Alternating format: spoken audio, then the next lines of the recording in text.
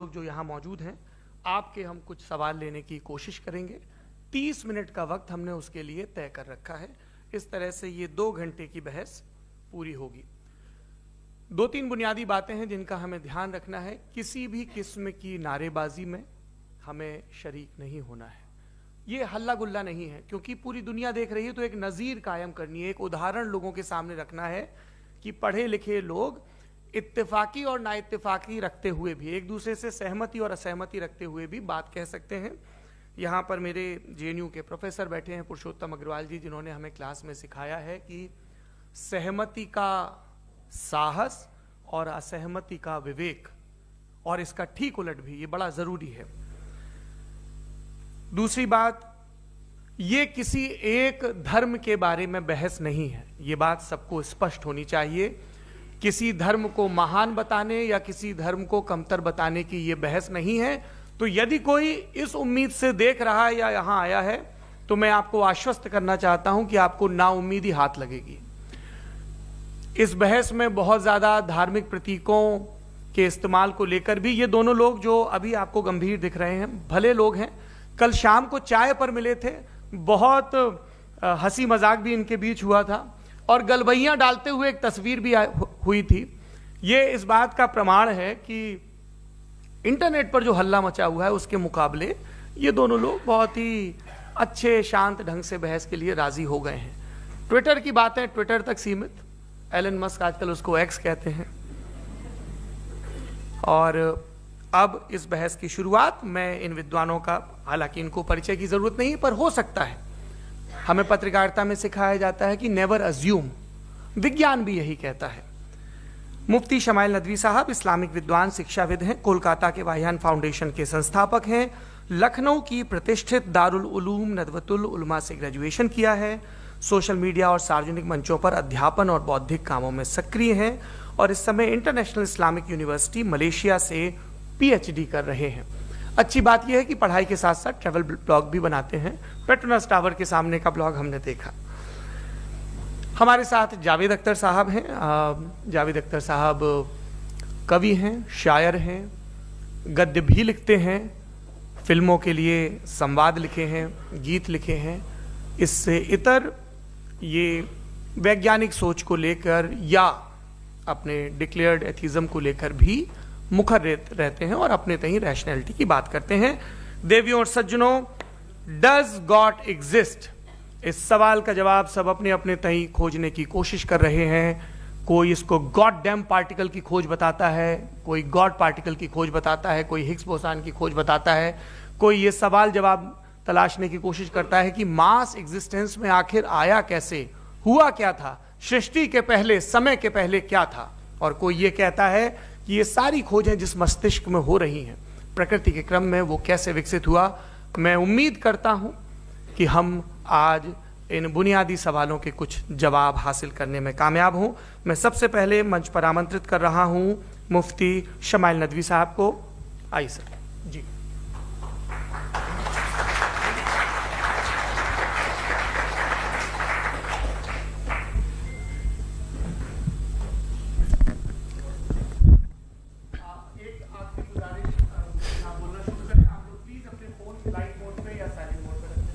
एक बार चेक कर ले, कई बार बेध्यानी हो जाती है।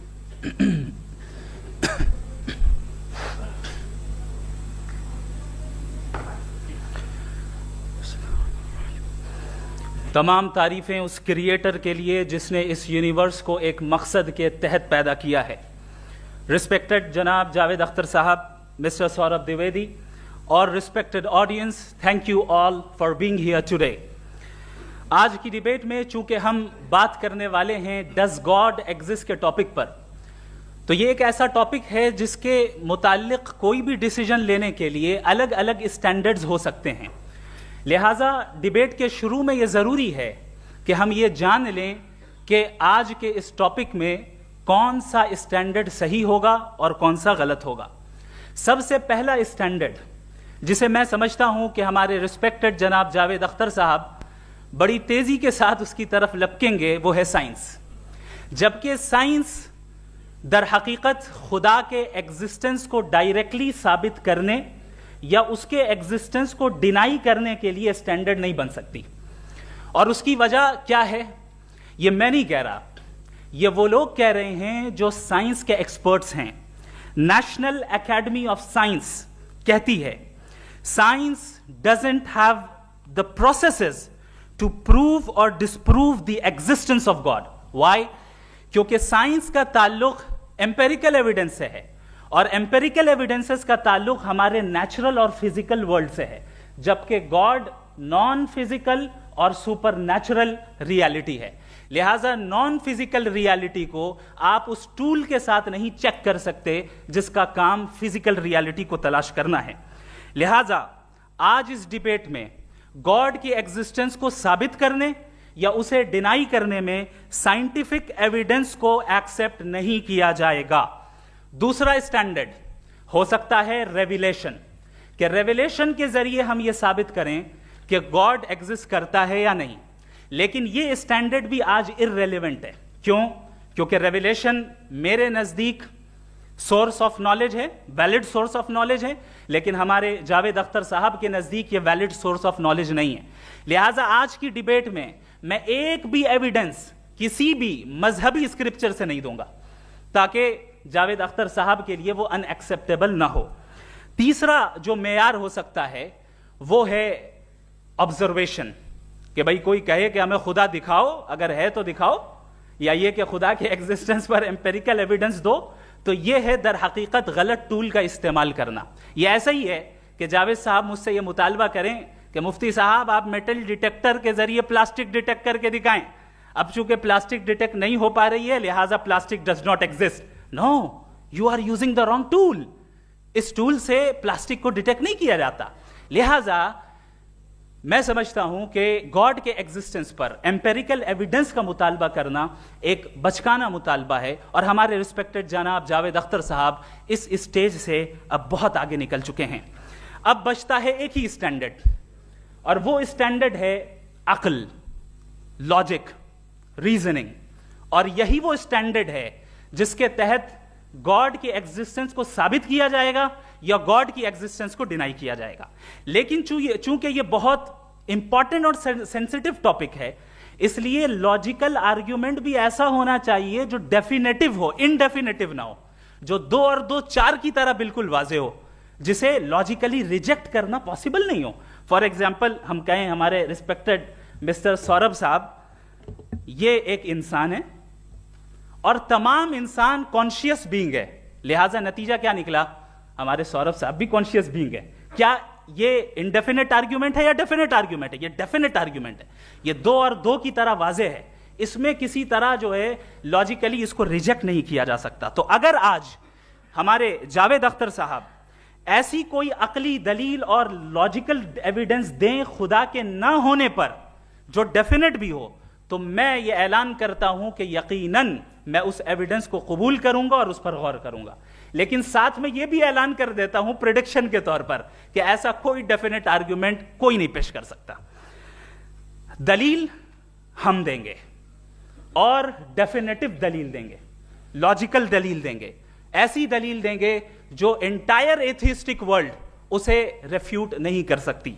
चलें अब हम एक एग्जाम्पल सोचते हैं, एक सिनेरियो, सिंपल सिनेरियो, तमाम ऑडियंस से गुजारिश है, हम और आप एक आइसोलेटेड आइलैंड पर हैं, ऐसा आइलैंड जहां पे हमसे पहले कोई कभी नहीं गया। चलते चलते आपके सामने अचानक आपने देखा एक पिंक कलर की बॉल पड़ी हुई है। सबसे पहला सवाल आपके जहन में क्या आएगा कि ये बॉल यहां क्यों आई, कैसे आई, ये पिंक कलर की ही क्यों है, कोई और कलर भी हो सकता था, ये इसी शेप में क्यों है, कोई और शेप भी हो सकता था। नेचुरली आप इस तरफ पहुंचेंगे कि कोई ना कोई है जिसने इन स्पेसिफिक प्रॉपर्टीज के साथ इस बॉल को बनाया है और यहां पे रखा है।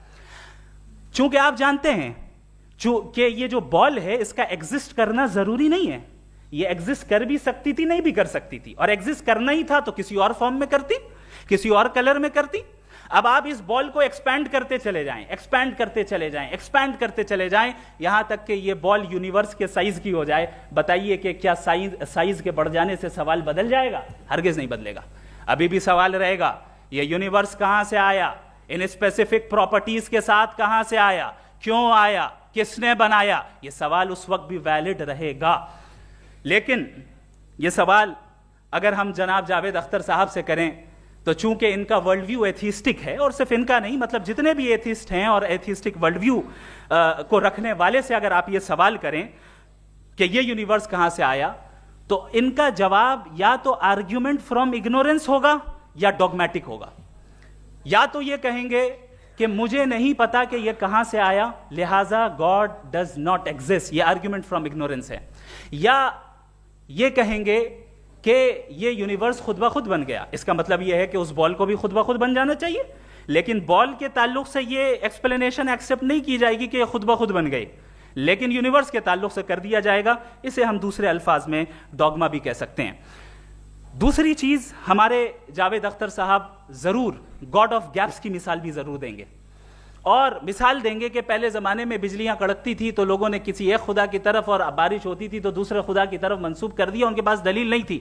यह हमारा वर्ल्ड व्यू है ही नहीं, यह हमारा वर्ल्ड व्यू है ही नहीं, क्योंकि नेचुरल फिनोमेना के प्रोसेस की इंटरप्रिटेशन को जान लेने से यह कहां से साबित हो गया कि गॉड एग्जिस्ट नहीं करता है। इस पर मैं इंशाअल्लाह अभी आगे बात करूंगा।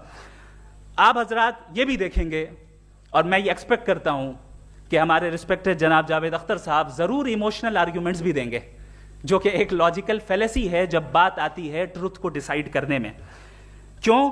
मिसाल के तौर पर वो कहेंगे कि अगर गॉड है तो ईविल क्यों एग्जिस्ट करता है, जबकि मैं कहता हूं ईविल का एग्जिस्ट करना गॉड के एग्जिस्ट करने की दलील है, उसके खिलाफ नहीं है। चूंकि अगर गॉड है तो हम सब उसके सामने अकाउंटेबल हैं, और अगर हम अकाउंटेबल हैं तो अकाउंटेबिलिटी के लिए ईविल का मौजूद होना जरूरी है, उसके बगैर हम अकाउंटेबल नहीं हो सकते। और अगर हम अकाउंटेबल नहीं हैं तो हम जनाब जावेद अख्तर साहब से पूछेंगे कि आप बताएं कि फिर सफरिंग इस दुनिया में क्यों है? अगर खुदा नहीं है तो सफरिंग क्यों है? और उन लोगों के जज्बे का क्या जिनके अंदर सफरिंग के बाद इंतकाम लेने का जज्बा पाया जाता है और वो इस दुनिया से ऐसे ही चले गए, क्या उनकी सारी तकलीफें बेकार चली जाएंगी? अब आ जाएं उसी एग्जाम्पल की तरफ कि बॉल, मुझसे अगर कोई पूछे इस बॉल को किसने बनाया और या इस एक्सपेंडेड बॉल को किसने बनाया, मैं कहूंगा कि चूंकि ये यूनिवर्स और इस यूनिवर्स की तमाम चीजें कॉन्टिंजेंट हैं। कॉन्टिंजेंट होने का मतलब ये होता है कि जो अपने एग्जिस्टेंस पे किसी के ऊपर डिपेंड करती हो, तो जाहिर है ये यूनिवर्स कॉन्टिंजेंट है। और अगर कोई चीज कॉन्टिंजेंट नहीं है तो मैं रिक्वेस्ट करूंगा कि मुझे दिखा दें कि कौन सी चीज यूनिवर्स में कॉन्टिंजेंट नहीं है, हम भी जरा गौर कर लें और हम भी देख लें। और जब कॉन्टिंजेंट चीजें मौजूद हैं तो फिलोसोफर्स की इस्तिलाह के मुताबिक, हम उस टर्मिनोलॉजी के मुताबिक हम उस जगह तक पहुंचते हैं और उस हस्ती तक पहुंचते हैं जिसे नेसेसरी बीइंग कहा जाता है, कि ये वो नेसेसरी बीइंग है जिसका मौजूद ना होना नामुमकिन हो।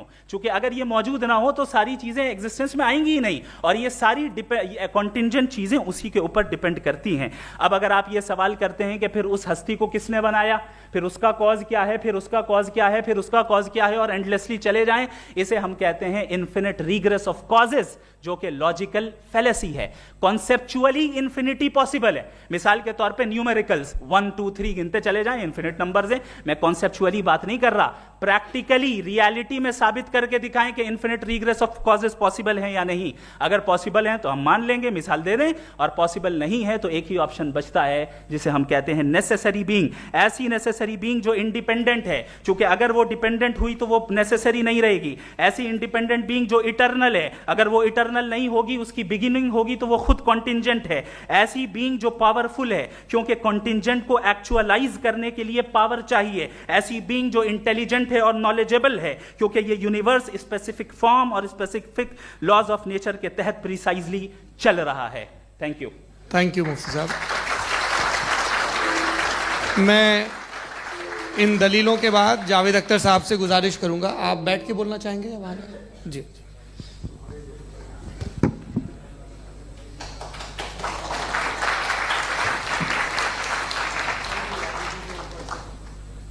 पहले तो मैं मुफ्ती साहब को एक अच्छी खबर देना चाहूँगा कि मेरी नॉलेज साइंस के बारे में बड़ी मामूली है, तो आप फिक्र ना करें उसकी, लेकिन कुछ कॉमन सेंस है मुझ में।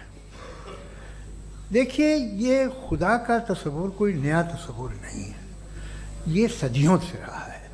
ये कुछ रिलीजन 3000 साल पुराने होंगे, 4000 साल पुराने होंगे, लेकिन इंसान कोई 10,000 12,000 साल से एग्जिस्ट करता है होमो सेपियन की शक्ल में, और हमेशा कुछ ना कुछ मज़हब रहे। ये मज़हब जाहिलों के नहीं थे, ये मज़हब एक ऐसी ग्रीक सोसाइटी के थे जहाँ बड़े बड़े फिलोसफर्स पैदा हुए। ये मज़हब इजिप्शियंस के थे जिन्होंने पिरामिड्स बनाए थे। ये रोमन्स के थे कि जिनका आर्किटेक्चर और सेनेट यानी पहली बुनियाद डेमोक्रेसी की लिमिटेड थी मगर डेमोक्रेसी थी, ये उन लोगों ने किए थे।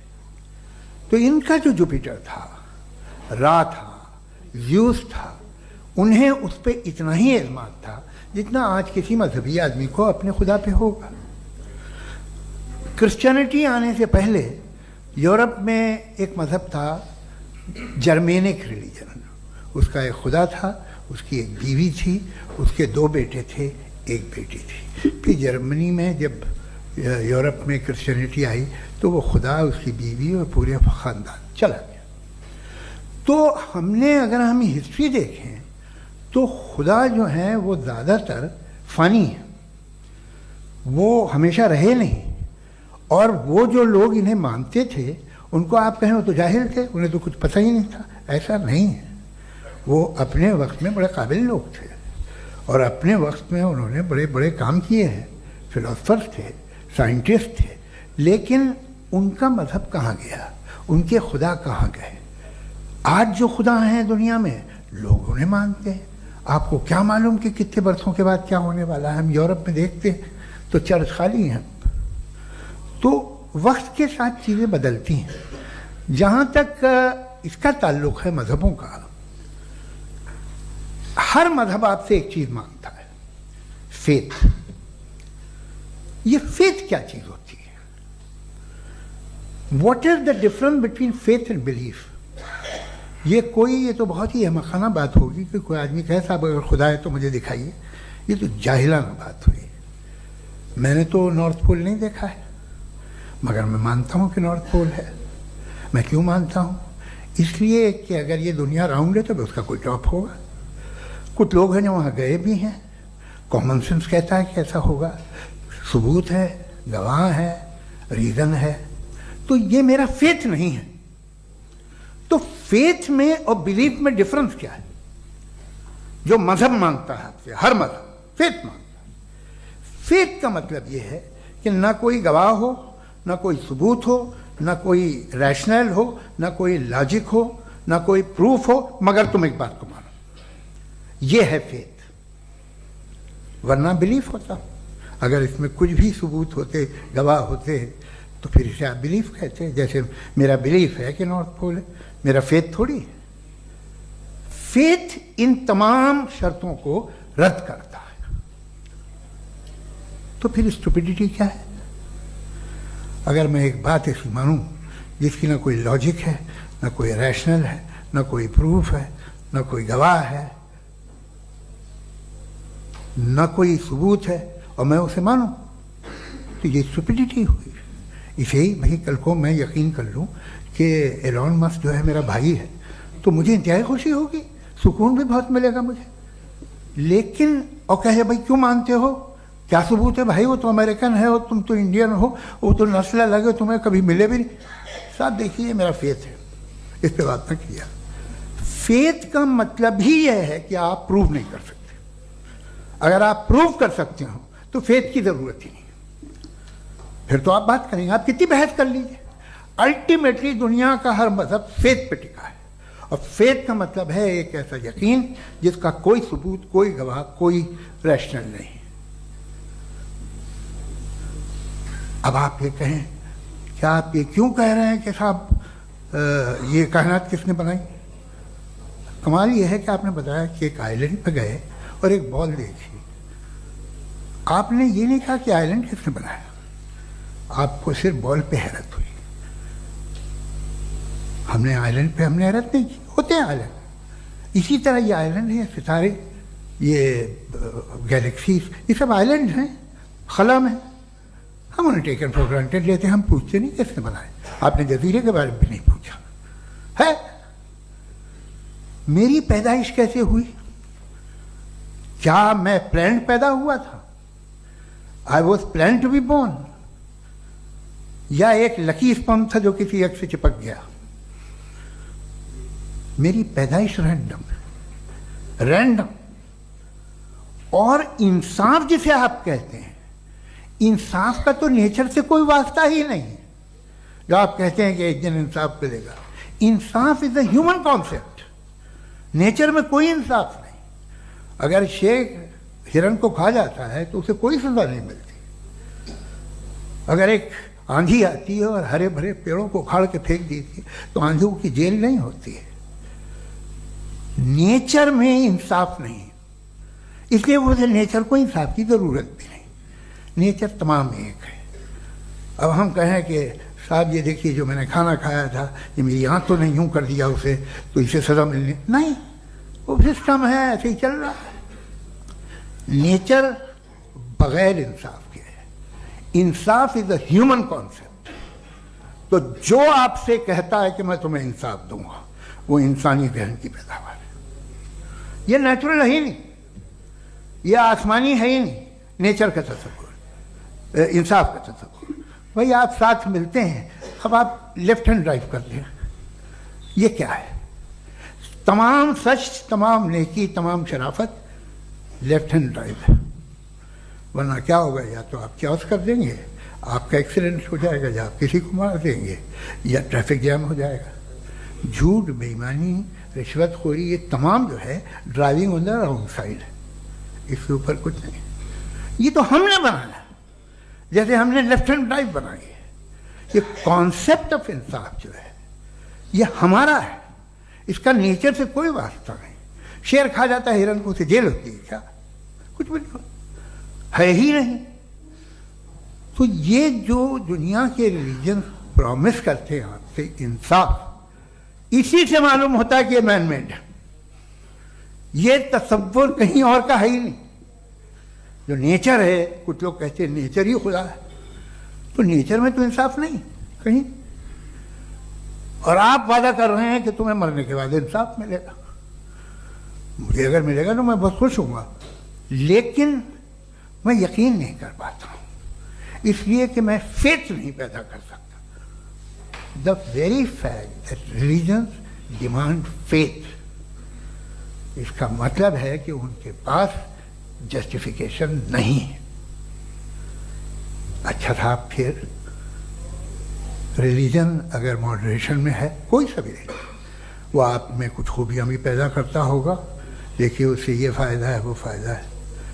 अल्कोहल जो है वो ज़्यादातर दवाओं में यूज़ होती है, और एक सर्वे किया गया था अमेरिका में कि लॉन्जिटिविटी किन लोगों की है। तो एक तरफ वो लोग थे जो शराब पीते ही नहीं थे, और एक तरफ वो थे जो एक बोतल शराब रोज़ पीते थे। सबसे ज़्यादा लंबी उम्र उनकी है जो 2 पैक नाप के शराब पीते और खाना खाते हैं। मगर हम शराब को बुरा समझते हैं, मैं भी बुरा समझता हूँ। क्यों? ऐसा होता नहीं। कुछ चीज़ों में आदत होती है कि वो बढ़ती है। आज तक में एक आदमी दूध पीता है, आप 10 साल बाद भी मिलेंगे तो एक ही गिलास पीता होगा। ऐसा नहीं होता, सुबह से दूध पीता रहता है। मिल्कोहलिक मैंने नहीं देखे, अल्कोहलिक होते हैं। ये टेंडेंसी है मजहब की कि वो बढ़ता है, जैसे कैंसर बढ़ता है, जैसे शराब बढ़ती है। कुछ लोग होंगे जो उसे सही तरह से यूज़ करते। मुझे यकीन है कि हमारे मुफ्ती साहब भी उनमें से एक हैं, इनसे बहुत खुशी हुई मुझे इनसे मिलकर।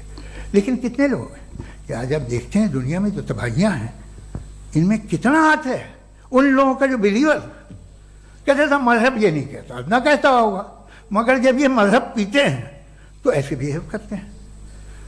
थोड़ा सा अगर हो तो शायद बहुत अच्छी बात, लेकिन शराब थोड़ी सी नहीं रहती, उसमें टेंडेंसी है। पहले थोड़ा सा अगर 2-3 कैंसर के सेल हो ना बॉडी में तो आदमी सिम रहेगा, लेकिन वो 2-3 सेल नहीं रहते, वो मल्टीप्लाई होते हैं। जावेद साहब टाइम पूरा हो गया। टाइम हो गया, तो बस बात खत्म हो गई। अच्छा, मुझे कुछ और कहने को था भी नहीं। जी, मैं पहले जवाबी दौर के लिए इनवाइट कर रहा हूं मुफ्ती साहब को। Your rebuttal round 1, you have 7 minutes.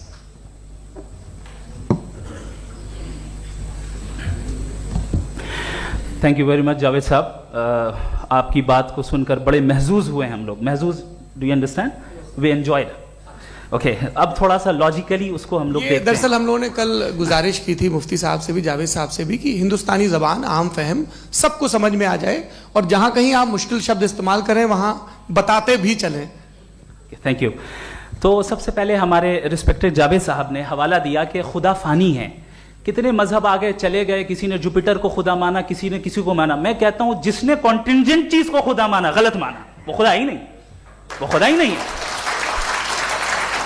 हम तो नेसेसरी बीइंग को साबित करने बैठे हैं, वो नेसेसरी कॉज जो इटरनल है, जो अबदी भी है और अजली भी है, हम किसी और को साबित करने नहीं बैठे। दूसरी चीज उन्होंने कहा कि फेथ एंड बिलीफ, ये एक ऐसी डेफिनेशन है फेथ की जो इन्होंने पहली मर्तबा पेश की है, या माफ कीजिएगा इन्होंने पहली मर्तबा पेश नहीं की है, रिचर्ड डॉकिंस ने पहली मर्तबा पेश की है। मुझे मालूम है ये सोर्स कहां से है। एपिस्टेमोलॉजिकली फेथ और बिलीफ का फर्क आप इस तरह नहीं कर सकते सर। फेथ सही भी होता है, गलत भी होता है, बिलीफ सही भी होता है, गलत भी होता है। जो लॉजिक, रीजन और एविडेंस से बैक्ड होगा वो फेथ सही होगा। और आप जिस फेथ की बात कर रहे हैं कि इलॉजिकल है और उसके पीछे नहीं है, तो we are on the same page. हम नहीं मानते उस फेथ को, जो फेथ ऐसा हो जिसके पीछे कोई लॉजिक ना हो, एविडेंस ना हो, हम नहीं मानते। हम तो उस फेथ के कायल हैं जिसके पीछे लॉजिक हो और एविडेंस हो। तो बिलीफ सही भी होता है, गलत भी होता है, फेथ भी सही होता है और गलत भी होता है। तो आज फेथ और बिलीफ के डिफरेंस पे बात नहीं हो रही। आज आप चाहे फेथ एक्सेप्ट कर लें या बिलीफ एक्सेप्ट कर लें, आज ये बात होगी कि ट्रूथ क्या है, चाहे ट्रू बिलीफ सही है या ट्रू फेथ सही है, और फॉल्स फेथ क्या है और फॉल्स बिलीफ क्या है, बात इस पे हो रही। दूसरी चीज इन्होंने पूछा स्टुपिडिटी फिर क्या है। अगर फेथ रिलीजन स्टुपिडिटी नहीं है तो और क्या है? चूंकि फेथ का मुतालबा करते हैं तो स्टुपिडिटी क्या है? मैं कहता हूं स्टुपिडिटी एथिज्म है। उसकी वजह यह है कि आप एक सड़क पे जा रहे हो और आप किसी गार्डन में जाएं और देखें वहां लिखा है फूलों के साथ I love Javed Akhtar, and I really do, I love you sir. So जब आप वहां पर पहुंचे तो वहां पहुंचकर अब ये बताएं, क्या आप ये कहेंगे wow what a natural selection? ये क्या नेचुरल सिलेक्शन है? नहीं, ये प्रिसाइजली डिजाइंड है, इसके पीछे डिजाइनर है। लिहाजा अगर कोई एक ऐसी कॉमन सेंस की बात को कबूल नहीं कर रहा है कि यूनिवर्स जो इतने प्रिसाइजली काम कर रहा है, हम कहते हैं कि खुद ब खुद बन गई, मैं समझता हूं इससे बड़ी स्टुपिडिटी और कुछ नहीं है। ये इर्रेशनल चीज है। फिर हमारे सर ने कहा कि आपने बॉल पे फोकस किया, आइलैंड पे फोकस नहीं किया। अरे आइलैंड को किसने बनाया यही समझाने के लिए तो बॉल की मिसाल दे रहा हूं। और बॉल भी कॉन्टिंजेंट है, आइलैंड भी कॉन्टिंजेंट है, दोनों नेसेसरी बीइंग का मुतालबा करते हैं। आगे इन्होंने कहा कि नेचर में कोई इंसाफ नहीं है।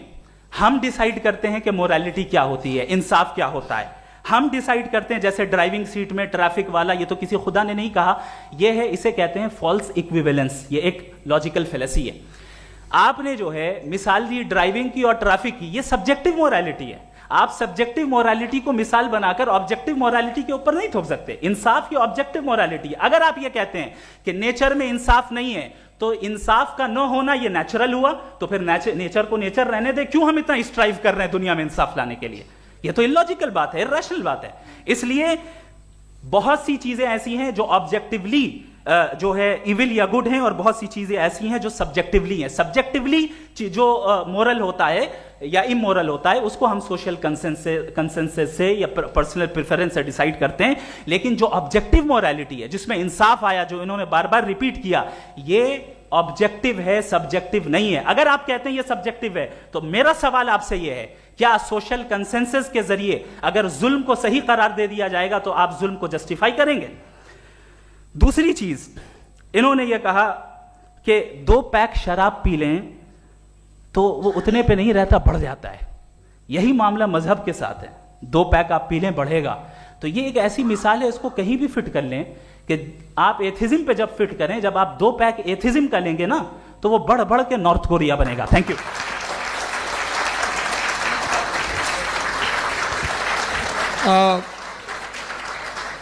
फर्स्ट राउंड की रिबटल के लिए मैं जावेद साहब को इनवाइट कर रहा हूं। आपके पास 7 मिनट का वक्त है, रीसेट कर दीजिएगा प्लीज।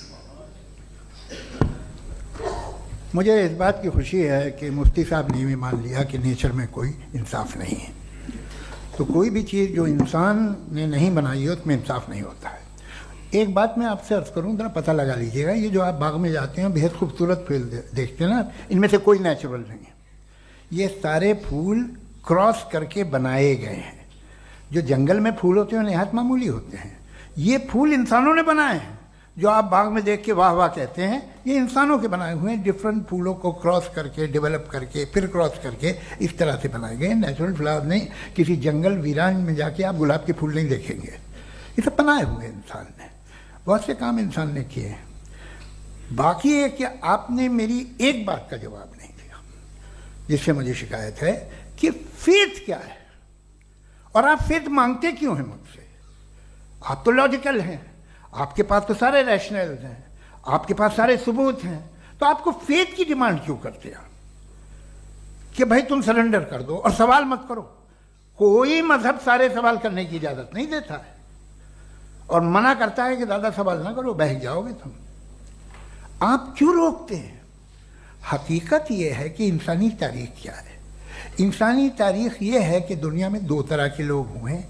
एक वो जिन्होंने अपनी लाइल्मी की परस्तिश की है, दूसरे वो जिन्होंने अपनी इग्नोरेंस या लाइल्मी से झगड़ा किया है और मालूम किया है कि क्या है। ये जो आप कह रहे हैं, आज आप हैरान हैं कि भाई ये यूनिवर्स कैसे बनी। लोग हैरान थे कि सूरज डूबता है तो इधर से कैसे निकलता है। और आप एक कदम जाके हमेशा का मानने को तैयार है, एक कदम पीछे ही मान जाइए। भाई आप इसके बाद जाते हो, कहते सवाल ना करना कि ये कहाँ से आया, ये पावर तो हमेशा से हमेशा रहेगी। तो आप यूनिवर्स के बारे में मानने में क्या तकलीफ है? एक कदम पहले रुक जाइए। ये हमेशा से थी या नहीं थी, हमें मालूम नहीं है। और ये कहना कि हमें मालूम नहीं है, कमाल ये है कि दुनिया के सारे मजहब सब जानते हैं ये दुनिया कैसे बनी थी, कैसे मिटेगी, मरने के बाद क्या होगा, इनको सब इल्म है। इनको किसी को डायनासोर होते थे पहले ये नहीं पता था, किसी को नहीं पता। किसी भी दुनिया की मजहबी किताब में डायनासोर का जिक्र नहीं है। लेकिन बाकी सब बातें, how to make universe in 4 easy lessons and बाकी सब पता है। जिसको सब पता है वो गड़बड़ है। हम में ये इंकिसार, ये ह्यूमिलिटी होनी चाहिए कि हम ये कहें कि हमें ये बहुत सारी बातें नहीं मालूम, लेकिन हम उनकी परस्तिश ना करें, अपनी लाइल्मी को की परस्तिश ना करें, हम उसे पता लगाने की कोशिश करें। जिस दुनिया में आप बैठे हैं सर, ये हॉल जो है, ये इलेक्ट्रिसिटी जो है, ये माइक जो है, जिस हवाई जहाज से आप आए थे, वो जिस कार से आप यहाँ आए हैं, ये सब उन लोगों की बनाई हुई है जिन्होंने सवाल किए थे। ये दुनिया जिसमें आप आज आराम से हैं, ये उन लोगों की बनाई है कि जिन्होंने सवाल किए थे। और हर स्टेज पे इन सवालों को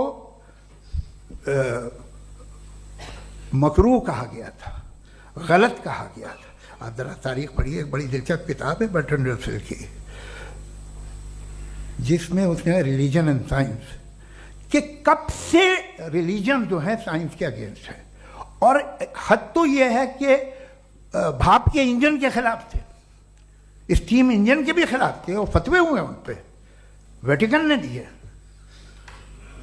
तो ये हमेशा, अभी जैसे ही ये राइट विंगर आते हैं अमेरिका में पावर में, तो वो जो अपना ये क्या बोलते हैं उसे, सीड क्या बोल रहे, सीड क्या जो, हाँ नहीं सीड जो होते हैं जिस पे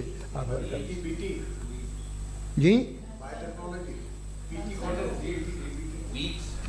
नहीं भाई, वो जो ह्यूमन बॉडी के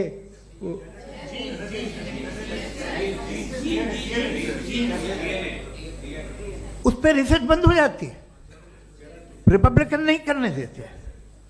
अरे भाई इतना डर क्या है तुम्हें? एक ज़माने में बहुत नाराज थे ये सारे मजहबी लोग कि ये इंसान तो इंसान बनाने की कोशिश कर रहा है। आपको क्या तकलीफ भाई, बना ले तो बना लेने दो, ये खौफ क्या है? और ये सब आज जो आप कह कर रहे हैं नामुमकिन है, ये कैसे हुआ? मुझे एक किस्सा याद आता है। जब मैं 6ठी क्लास में था तो मैं मैथमेटिक्स में बहुत वीक था, तो एक टीचर रख दिया गया, उसने 1 2 3 4 5 6 7 तो सिखा दिया मुझे। वो दिन मैं भूल नहीं सकता हूँ मुफ्ती साहब, जिस दिन उसने ये बताया कि 1/2 क्या होता है और 3/4 क्या होता है। मुझे ऐसा लगा कि मेरा सर बीच से फट जाएगा। यह आदमी कह रहा है कि जो दीवार के अंदर जाओ वॉक करते हुए। आज हंसता हूं मैं इस बात पे। तो आज जो बातें आपके जहन से बिल्कुल परे हैं और आप हैरान होते हो उन्हें देख के, एक वक्त आएगा कि मामूली लगेंगे। और हुआ है, आपकी इंसानी तारीख ही है। इतनी जल्दी सारे फैसले आप मत कर लीजिए, थोड़ा ये ह्यूमिलिटी रखिए कि भाई ये हमें नहीं मालूम। ये कहने में क्या आ रहा है? ये यूनिवर्स कहाँ तक फैली, ये कब से है और कब तक रहेगी, हमें नहीं मालूम। आपने फैसला कर लिया कब बनी। ये आपके हिसाब से कोई 14 बिलियन ईयर बनी जो समझा जाता है। उससे पहले हजारों करोड़ों अरबों साल तक खुदा बैठा क्या कर रहा था? खामोश बैठा था, ऐसे ही जमाइयाँ ले रहा था। फिर उसे आइडिया आया, यार एक काम करते, वक्त अच्छा गुजर जाएगा, यूनिवर्स बनाते। सोचिए, वो तो हमेशा से है ना, मगर यूनिवर्स हमेशा से नहीं है, ये तो बनाई गई है। और उससे पहले क्या था, इनका क्या काम था? कैसी बात है, ये बड़ा आसान है। जो बात हमें आज धीरे धीरे पता चली है, बरसों 2000 और 2500 साल पहले आपको किसी ने बता दिया कि क्या था, आप मान गए और तब से वही मान रहे हैं जो 2500 साल पहले कहा गया था। सब कुछ बदल गया है, सॉल्व हो रही हैं चीज़ें। अभी साइंस बिल्कुल दावा नहीं करती, या कोई फिलोसफर ये दावा नहीं करता कि हमें सब मालूम, बल्कि वो कहता है कि हमें जितना मालूम होता है उससे ये मालूम होता है कि हमें कितना कम मालूम। तो हम अपनी जहालत से लड़े, उसकी परस्तिश न करें। जी, time, thank you so much. मैं तर्कों की श्रृंखला में राउंड 2 के लिए मुफ्ती साहब को आमंत्रित कर रहा हूं। आपके पास एक बार फिर से 7 मिनट का वक्त है। शुक्रिया। जनाब जावेद अख्तर साहब कई मर्तबा दोहरा रहे हैं कि फेथ का मतलब बताइए, फेथ का मतलब बताइए। मैंने बता दिया, फेथ सही भी होता है, गलत भी होता है। और आज हम फेथ पे बात नहीं कर रहे, हम ट्रुथ और डज गॉड एग्जिस्ट पे बात कर रहे हैं। क्या डज गॉड एग्जिस्ट, ये ट्रुथ यानी गॉड है या नहीं है, इसमें से दोनों ट्रुथ क्या है। अब आप उसे फेथ कह लें, बिलीफ कह लें, नॉट माई बिजनेस। उसके बाद आपने कहा कि भाई सवाल करने से मजहब रोकता है। मैं कहता हूं जो रोकता है वो रोकता होगा, मैं नहीं रोकता, बल्कि सवाल करें, सवाल करना चाहिए। सवाल कर करके तो हम आगे बढ़ते हैं, तरक्की करते हैं, और इसीलिए मैं आज यहां पे आया हूं। लेकिन सवाल सिर्फ खुदा से नहीं होगा, आपसे भी होगा। सवाल एथिज्म से भी होगा, सवाल सिर्फ मजहब से नहीं होगा, सबसे होगा। और आज मैं सवाल करूंगा और उम्मीद है कि आप जवाब देंगे। अभी तक आपने वैसे कॉन्टिंजेंसी आर्गुमेंट का कोई जवाब नहीं दिया है। चलें, आपने कहा यूनिवर्स के बारे में इटर्नल क्यों नहीं बोल देते।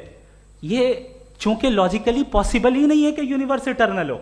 यूनिवर्स एक कॉन्टिंजेंट चीज है जो टाइम एंड स्पेस के पाबंद है, टाइम एंड स्पेस से बाउंड है। जो टाइम एंड स्पेस से बाउंड होगा वो कॉन्टिंजेंट होगा, जो कॉन्टिंजेंट होगा वो उसकी बिगिनिंग हुई होगी, जिसकी बिगिनिंग हुई होगी वो इटर्नल नहीं हो सकता। ये तो कॉमन सी बात है। आपने कहा कि किसी मजहबी किताब में डायनासोर का जिक्र नहीं है। अफसोस कि आज तक किसी मैथमेटिक्स की किताब में मुझे डायनासोर का जिक्र नहीं मिला। तो इसका मतलब मैथमेटिक्स की किताब बेकार है? नहीं, उसका वो टॉपिक नहीं है। रेवलेशन का और मजहबी किताबों का टॉपिक ये नहीं है कि आपको आके बताए साइकिल कैसे बनाते हैं, या आकर ये बताएं कि जो है डायनासोर कब था। वो तो मोरालिटी सिखाने आया है, गॉड के बारे में बताने आया, नॉन फिजिकल रियलिटी की हकीकत को सिखाने के लिए आया। रिलीजियन साइंस को रोकता है? नहीं रोकता। अगर रोकता है तो गलत करता है। रिलीजियन साइंटिज्म को रोकता है, जिसमें हमारे जावेद साहब मुख्तल हैं। साइंस और साइंटिज्म में फर्क है।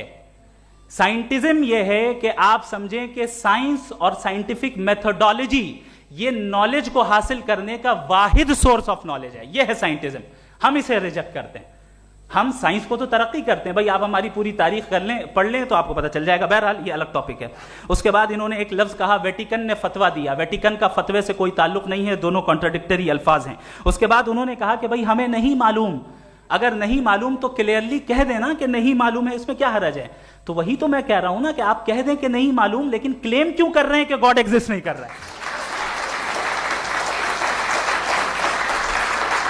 आप कह दें नहीं मालूम है, हो सकता है हो सकता ना हो, लेकिन आप क्लेम कर रहे हैं। The moment you say God does not exist, this is a claim, and now the burden of proof is upon you too, जैसे हमारे ऊपर है। और क्यों है मैं बताता हूं, क्यों है ये भी मैं बताता हूं। फिलोसॉफिकली जो क्लेम होता है ना, सिर्फ ये नहीं होता कि इंसान कहे पॉजिटिव क्लेम करे और नेगेटिव क्लेम करे तो बर्डन ऑफ प्रूफ नहीं है।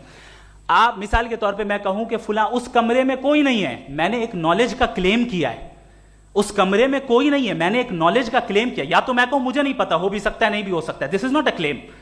लेकिन जब मैं कह रहा हूं कि वहां कोई नहीं है या मैं कह रहा हूं वहां कोई है, दोनों क्लेम है और दोनों के ऊपर बर्डन ऑफ प्रूफ है।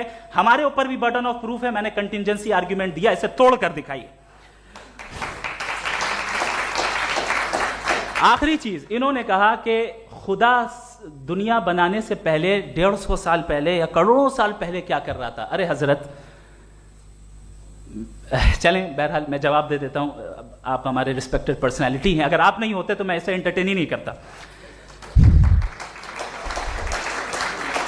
टाइम, ये 100 साल पहले या 100 साल बाद, पहले बाद में अभी, ये वो अल्फाज हैं जिनका ताल्लुक टाइम से है। टाइम शुरू ही हुआ है यूनिवर्स की बिगिनिंग के बाद, तो उसके पहले खुदा क्या कर रहा था, सवाल इलॉजिकल है, ये फेलेसी है। यानी आप ये कह रहे हैं कि यूनिवर्स के बनने से पहले खुदा क्या कर रहा था, टाइम के बनने से पहले, पहले का ताल्लुक टाइम से, टाइम उस वक्त था ही नहीं, तो ये सवाल ही इनवैलिड है खुदा के ताल्लुक से। दूसरी चीज, आर्ग्यूमेंट ऑफ कंटिजेंसी जो मैंने आपके सामने पेश की है, आपने बार बार ये प्रूफ किया और ये कह रहे हैं कि गॉड ऑफ गैप्स। देखिए पहले नहीं मालूम था, साइंस ने कर दिया। सिंपल्स की मिसाल से मैं समझा देता हूं। जिस गैप्स की आप बात कर रहे हैं ना, साइंस उन गैप्स को जिन चीज के जरिए भी प्रूव करेगा वो कॉन्टिंजेंट ही होगा, अब चाहे वो फोर्स हो, मैटर हो या एनर्जी हो। लिहाजा सवाल हमारा उस वक्त भी वैलिड होगा जब तक कि आप नेसेसरी बीइंग पे ना आ जाएं, और इन्फिनिट रिग्रेस पॉसिबल नहीं है of causes in practical world, तो जाहिर है कहीं रुकना पड़ेगा, जहां रुकेंगे वही खुदा है। दूसरी चीज, आपने ये कहा, क्या कह रहा था मैं, किस पॉइंट को? What? Oh no, after that. Just now. हाँ, जहां रुकेंगे वही खुदा है। बहरहाल, तो टाइम का जिक्र हो गया, गॉड ऑफ गैप, सॉरी, या इसकी एक मिसाल आप ले लें। एक कार है, एक साहब ने देखा कि भाई कार जो है उसके व्हील्स कितने अच्छे लगे हुए हैं सही जगह पे, स्टीयरिंग जो है कितने अच्छे जगह पे लगी हुई है, और सीट्स कितने वेल डिजाइंड है, कितनी प्रिसाइजली ये कार काम कर रही है, तो जरूर कोई ना कोई इसे क्रिएट किया है, किसी ने क्रिएट किया है। अब जावेद साहब आए और कहे अरे जनाब बोनेट खोलिए, इसमें इंजन है, इंजन इस कार को चला रहा है, hence prove no one has created the car. This is illogical, this is irrational. आपने इंजन के जरिए उस गैप को तो साबित किया, लेकिन क्या उससे कार की जो क्रिएशन है और उसका जो क्रिएटर है ये इम्पॉसिबल हो जाए, ऐसा पॉसिबल है? उसका सवाल खत्म हो जाए, ऐसा पॉसिबल है? नहीं। आपने गैप्स को फिल करके, कॉन्टिंजेंट चीजों से गैप्स को फिल करके हमारे ऑब्जर्वेशन को और ब्रॉड कर दिया। अब हमें और पता चल गया कि ये जो कार है इसका सिस्टम कितना ज्यादा कॉम्प्लेक्स है। पहले कम समझते थे, अब कॉम्प्लेक्सिटी और ज्यादा वाजे हो गई। अब हमें समझ में आ रहा है कि हमारी सर्टेनिटी और बढ़ गई कि जरूर इस कार को किसी ना किसी ने बनाया। यही मामला यूनिवर्स का है। साइंस हमेशा फिजिकल वर्ल्ड की चीजों को ही फिल करती जाएगी और फिजिकल चीजों से ही करती जाएगी, चूंकि एम्पेरिकल एविडेंस का ताल्लुक फिजिकल वर्ल्ड से है। आप साइंस के जरिए मेटाफिजिकल रियलिटी को कभी साबित नहीं कर सकते। ये रॉन्ग टूल का इस्तेमाल करना है। ये वही काम है कि आप मेटल डिटेक्टर से प्लास्टिक डिटेक्टर करने चलें, जो कि जाहिर है सही नहीं है। Thank you.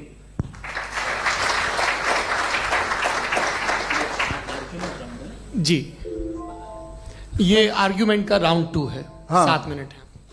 पहले तो मैं आपसे अर्ज करूं कि आपने कहा कि जब कायनात ही नहीं थी तो वक्त भी नहीं था, कुछ भी नहीं था। कैसे नहीं था? खुदा था। एक एग्जिस्टेंस तो था ना खुदा का। तो जब खुदा था तो वक्त भी होगा। ऐसा नहीं है कि कुछ भी नहीं था, खुदा था। अच्छा, बाकी एक आपने कहा साहब आप साबित कीजिए, आपके पास भी लॉजिक है, मेरे पास भी लॉजिक है। आप मेरा जिम्मेदारी नहीं है साबित करना कि खुदा है। बर्टन रसल ने बड़ी अच्छी बात कही। बर्टन रसल ने बड़ी अच्छी बात कही। मैं आपसे अगर ये दावा करूं कि एक चाय की केतली मरीख के चारों तरफ घूम रही है, मार्स के चारों तरफ, तो यह आपका काम नहीं है कि आप साबित करें कि कोई चाय की केतली नहीं है। ये मेरा काम है, मैंने दावा किया है। ये दावा तो मजहबी लोग करते हैं कि खुदा है, मैं क्यों साबित करूं कि नहीं है? जब तक आप मुझे कन्विंस नहीं कर देंगे मैं नहीं मानूंगा। आपकी जिम्मेदारी है, मेरी जिम्मेदारी नहीं है। दोयम ये कि ये जो आप कह रहे हैं जो गैप्स हैं, ये गैप जब जब किसी मजहब को चैलेंज करते हैं, जब ऐसा कोई बात आती है तो हंगामा हो जाता है कि जब वो चैलेंज करें किसी फेथ को। ये तमाम साइंस जो है इसे मुख्तलिफ जगहों पे मुख्तलिफ वक्तों में मजहब ने रोकने की कोशिश की है। ये किताब है religion and science Burton Russell की, पढ़िएगा, अच्छी लगेगी आपको। तारीख ही है साइंस, मजहब की साइंस से उसका यही रिश्ता है। अच्छा, अब ये हम सोचें कि बहरहाल ये वजूद जो है मजहब और ये बिलीव इन गॉड इंसान को बेहतर बना देता है, तो एक काम कीजिए, हिंदुस्तान वर्ल्ड का नक्शा लीजिए और मार्क कीजिए कि रिलीजन कहाँ कहाँ ज़्यादा है, कहाँ कहाँ, चाहे वो लैटिन अमेरिका हो या मिडल ईस्ट हो या फार ईस्ट हो या हिंदुस्तान के वो इलाके जहाँ मजहबियत ज़्यादा है। रख दीजिए नक्शा अलग। अब दूसरा नक्शा कि कहाँ कहाँ नाइंसाफ़ी, रिप्रेशन, औरतों के हुकूक की पामाली, जुल्म, डिक्टेटरशिप कहाँ है, नक्शा एक ही होगा। तो आप मुझे बताएं कि जो इसका तरकीब इस्तेमाल क्या है, खुदा का तरकीब इस्तेमाल तो बताइए। आप छोटी सी दवा सड़क पे बेचते हैं उसकी भी तरकीब इस्तेमाल बताते हैं। इसके इस्तेमाल से तो फायदा नहीं हुआ किसी को। जो सारे के सारे खराब मुल्क हैं, खराब समाज है, वो सारे जुल्म खुदा के नाम पे करते हैं। वो गलत करते हैं, सही करते हैं, मुझे क्या लेना देना उससे। इस्तेमाल से मालूम होता ना। एक विस्की की बोतल कभी शायद देखी हो आपने, लाल रंग की होती है, उस पर रोशनी और छपड़ा इंतहाई खूबसूरत लगती है, क्या बिगाड़ रही है किसी का? उसका इस्तेमाल गलत है, इसलिए आप उसे नापसंद करते हैं। इसका इस्तेमाल गलत है, इस तसव्वुर का इस्तेमाल ही गलत है और हमेशा से गलत हुआ है। आप देख लीजिए, इंसानी तारीख देख लीजिए, आज देख लीजिए, हिंदुस्तान देखिए, दुनिया देख लीजिए क्या हो रहा है। इसे कैसे इस्तेमाल कर रहे हैं फेथ वाले लोग? क्या फेयर हैं, जस्ट हैं, जो अपने खुदाओं पे यकीन रखते हैं? वो किस तरह के लोग हैं? वो लोगों को इंसाफ देते हैं, वो बेहतर इंसान बने। तो इस दवा का फ़ायदा क्या है? चलो बहुत फ़ायदा हो रहा तो मैं इस्तेमाल कर लूँगा, मुझे तो इस दवा का कोई फ़ायदा दिखता ही नहीं। मुझे तो ऐसा लगता, मैं एक और बात बताऊं, अगर कोई आदमी मजहबी है और अच्छा आदमी है तो मैं उसकी बहुत इज्जत करता हूँ, इसलिए कि मेरा ख्याल है मजहबी आदमी का अच्छा होना मुझसे अच्छा होने से ज़्यादा मुश्किल है। भाई हर चीज़ की एक लिमिट है। आप इतना भाग सकते हैं, इतना नहीं भाग सकते, इतना वजन उठा सकते, इतना नहीं उठा सकते, इतना दूर देख सकते हैं, इतना दूर नहीं देख सकते। उसी तरह कॉमन सेंस कहता है कि आप में नेकी का भी एक कोटा होगा।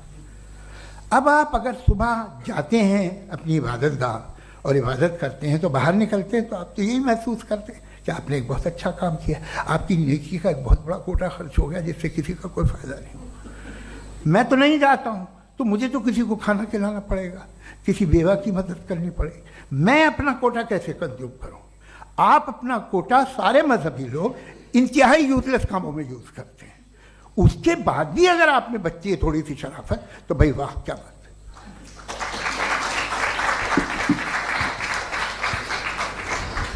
एक तो मुझे ये बात बहुत अच्छी लग रही है कि दोनों ही विद्वान समय को मानते हैं और बहुत समय से अपनी दलीलें और बाज दफ़ा समय से पहले अपनी तकरीरें पूरी करके अपनी अपनी कुर्सी पर बैठ रहे हैं। ये इस आर्ग्यूमेंट का राउंड 2 पूरा हुआ। अब रिबटल का राउंड 2 है और उसके बाद क्रॉस एग्जामिनेशन होगा। नहीं, आपका आर्ग्यूमेंट हो गया सर।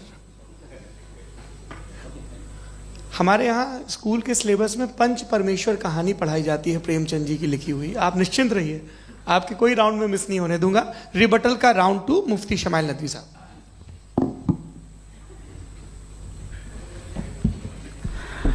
असल में जो हकीकी प्रॉब्लम है, असल प्रॉब्लम है वो ये है कि जावेद साहब के पास कॉन्सेप्ट ऑफ गॉड क्लियर नहीं है। इन्होंने कहा कि कायनात से पहले खुदा तो था, तब भी तो टाइम होगा। ये टाइम कायनात का हिस्सा है। हम उस खुदा को मानते हैं, नेसेसरी बीइंग का टाइमलेस होना जरूरी है, चूंकि वो टाइम का क्रिएटर है। जब उसने टाइम को क्रिएट किया तो वो खुद टाइम पे कैसे होगा? उसने जब स्पेस को क्रिएट किया तो खुद स्पेस में कैसे होगा? अगर वो टाइम एंड स्पेस को पहले से ही उसका पाबंद है तो फिर किस चीज को उसने क्रिएट किया? लिहाजा ये सवाल गलत है कि खुदा था तो टाइम होगा, बिल्कुल नहीं। टाइम के पाबंद हम है, खुदा नहीं है। हम फिजिकल वर्ल्ड से ताल्लुक रखते हैं, वो मेटाफिजिकल रियलिटी है। दूसरी चीज इन्होंने मिसाल दी कि चाय की केतली हवा में घूम रही होगी, और पता नहीं शायद वो बर्टन रसल का उन्होंने हवाला दिया। बहरहाल यही प्रॉब्लम है। प्रॉब्लम यही है कि हम चीजों के दरमियान डिफरेंशिएट नहीं कर पाते हैं। ये जो आपने मिसाल दी ये इमेजिनेशन है, और मैं जो साबित कर रहा हूं वो लॉजिकल नेसेसिटी है। आप इमेजिन करने आए तो कुछ भी करें, जुपिटर में पिंक एलिफेंट होगा, यूनिकॉर्न होगा, करें, उससे कायनात पे क्या फर्क पड़ता है? उससे आप लॉजिकल नेसेसिटी साबित नहीं कर सकते। मैं तो उस प्राइम कॉज की बात कर रहा हूं, उस नेसेसरी बीइंग की बात कर रहा हूं जिसके बगैर इस कायनात का एग्जिस्टेंस मुमकिन नहीं है। दूसरी चीज, मजहब को साइंस चैलेंज करती है वगैरह वगैरह, ये हमारा टॉपिक ही नहीं है। मैं इस पर बात करूंगा तो फिर मेरा वक्त चला जाएगा। मजहब के ऊपर चूंकि हमारी डिस्कशन नहीं है, साइंस को मजहब और बिलखुसूस मैं और हमारा वर्ल्ड व्यू कम अज कम साइंस को पीछे नहीं करता है, साइंटिज्म की मजम्मत करता है। इसकी वजाहत मैंने पहले कर दी। दूसरी चीज इन्होंने कहा वर्ल्ड का नक्शा लीजिए, वर्ल्ड मैप लीजिए, दो अलग अलग जगह की। हजरत मैंने ये होमवर्क किया था, और मैंने मिडिल ईस्ट का एक नक्शा लिया और यूरोप का एक नक्शा लिया। ये मजहबी इलाका और ये लिबरल और एथीस्ट इलाका। मुझे पता चला कि सबसे ज्यादा रेप केसेस जो हैं वहां पर है।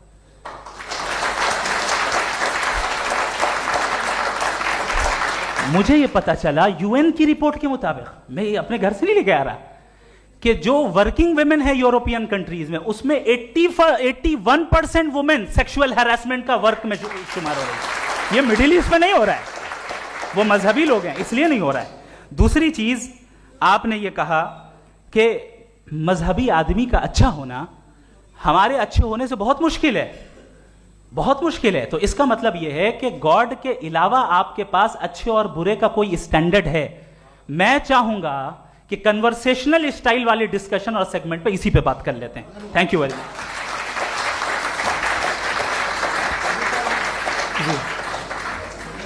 ये रिबटल का राउंड 2 है, आपके पास 5 मिनट का वक्त है, और इसके बाद क्रॉस एग्जामिनेशन शुरू करेंगे। आप चाहें तो जो इन्होंने सवाल पूछे उनके जवाब आप रिबटल में भी दे सकते हैं। जी जी, देखिए पहले तो ये बात कि ये मिसाल गलत है।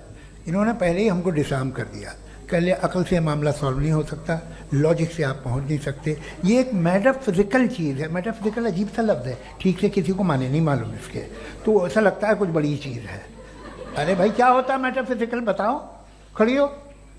ये एक लफ्ज़ है जो कहीं भी इस्तेमाल हो जाता है। जब आप एक बात कर रहे हैं और आप मुझसे बहस कर रहे हैं तो मुझे मेटाफिजिकल मत बताइए, आप लॉजिकली मुझे प्रूव किए। और अगर लॉजिकली आप नहीं बात करते साहब ये मेटाफिजिकल है, तो फिर हम आप बात क्या कर रहे हैं? मेरा आपका किस ज़बान में कॉन्वर्सेशन होगा? और ये कहना कि वक्त पहले नहीं था, तो फिर क्यों कहते हैं ये हमेशा से और हमेशा रहेगा? हमेशा वक्त है, तो आप कैसे कहते हैं वो हमेशा से है और हमेशा रहेगा? हमेशा का मतलब है कोई वक्त, अगर वक्त ही नहीं है तो हमेशा कैसे? बाहर वो रहेगा। अब मैं ये देखता हूँ, आपने कहा ना कि वहाँ रेप ज़्यादा होते हैं, तो हम एक बात देखते हैं कि ये दुनिया जिस पे वो कादर मुतलक है, जिसकी मर्ज़ी के बगैर पत्ता भी नहीं हिलता, ओमनीपोटेंट है, ये दुनिया चल कैसे रही है? और इस दुनिया का हाल क्या है? 45,000 बच्चे जो 10 साल की उम्र से कम थे वो गाजा में मरे। भूख से काला हांडी में बच्चे मरते हैं और डिप्थेरिया से मरते हैं। डिप्थेरिया अजीब मर्ज है, गले में जाली बनना शुरू होती है, बच्चा नीला हो जाता है, गरीब का बच्चा, इसलिए कि उपास इलाज में। ये कादर मुतलक है, जो चाहे कर दे। इससे आप दुआएं मांगते हैं हमारी ये काम कर दे वो कर दे, तो इसका मतलब डे टू डे लाइफ में वो इंटरफेयर करता है और ये देख रहा है वो। अगर वो वाकई भी है फॉर डिस्कशन सेक, तो मैं जब दुनिया देखता हूँ तो मेरे दिल में उसके लिए कोई इज्जत नहीं पैदा होती। ये क्या कर रहे हो तुम पूरे ऑल पावरफुल हो ओमनीपोटेंट हो, ओमनी प्रेजेंट हो। तुम तो वहाँ गाजा में रहे होगे ना, तुम हर जगह हो। तुम देख रहे थे कि बच्चे की कैसे धज्जियाँ उड़ रही, तुम देख रहे थे, और तुम चाहते हो मैं तुम्हारी परस्तिश करूँगा, तुम हो भी। अरे यार, इसके अच्छे तो हमारे चीफ प्राइम मिनिस्टर हैं, कुछ तो ख्याल करते हैं। कमाल है।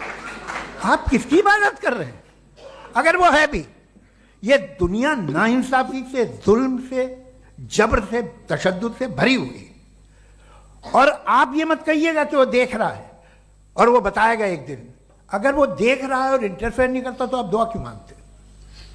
आप कहते हैं मेरा ये काम करा दे, इसके मतलब है वो दखल दे सकता है, वो आपको नौकरी दिलवा सकता है, भले दूसरे आदमी को न मिले, मगर आपका काम कर देगा चूंकि आपने दुआ मांगी है। तो जब वो आपको नौकरी दिला सकता है, लड़की की शादी कर सकता है, बेटे को ग्रीन कार्ड दिलवा सकता है, तो कम से कम ये जो मर रहे हैं बच्चे, इनको रोक दे, कुछ तो करे। मुझे तो दुनिया में, इस दुनिया का कोई मालिक है, इसका ओमनीपोटेंट कोई रूलर है, और ये दुनिया ऐसी चल रही है।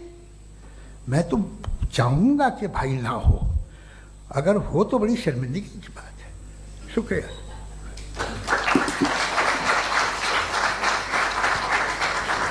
देवियों और सज्जनों, इस बहस के 2 राउंड और 2 रिबटल पूरे हो चुके हैं। अब सबसे ज़रूरी और सबसे मुश्किल राउंड शुरू हो रहा है, क्रॉस एग्जामिनेशन का। अब इन विद्वानों की सज्जनता की एक परख भी होगी, और वक्त हमने 16 मिनट का तय किया है। पहला सवाल आप पूछना चाहेंगे?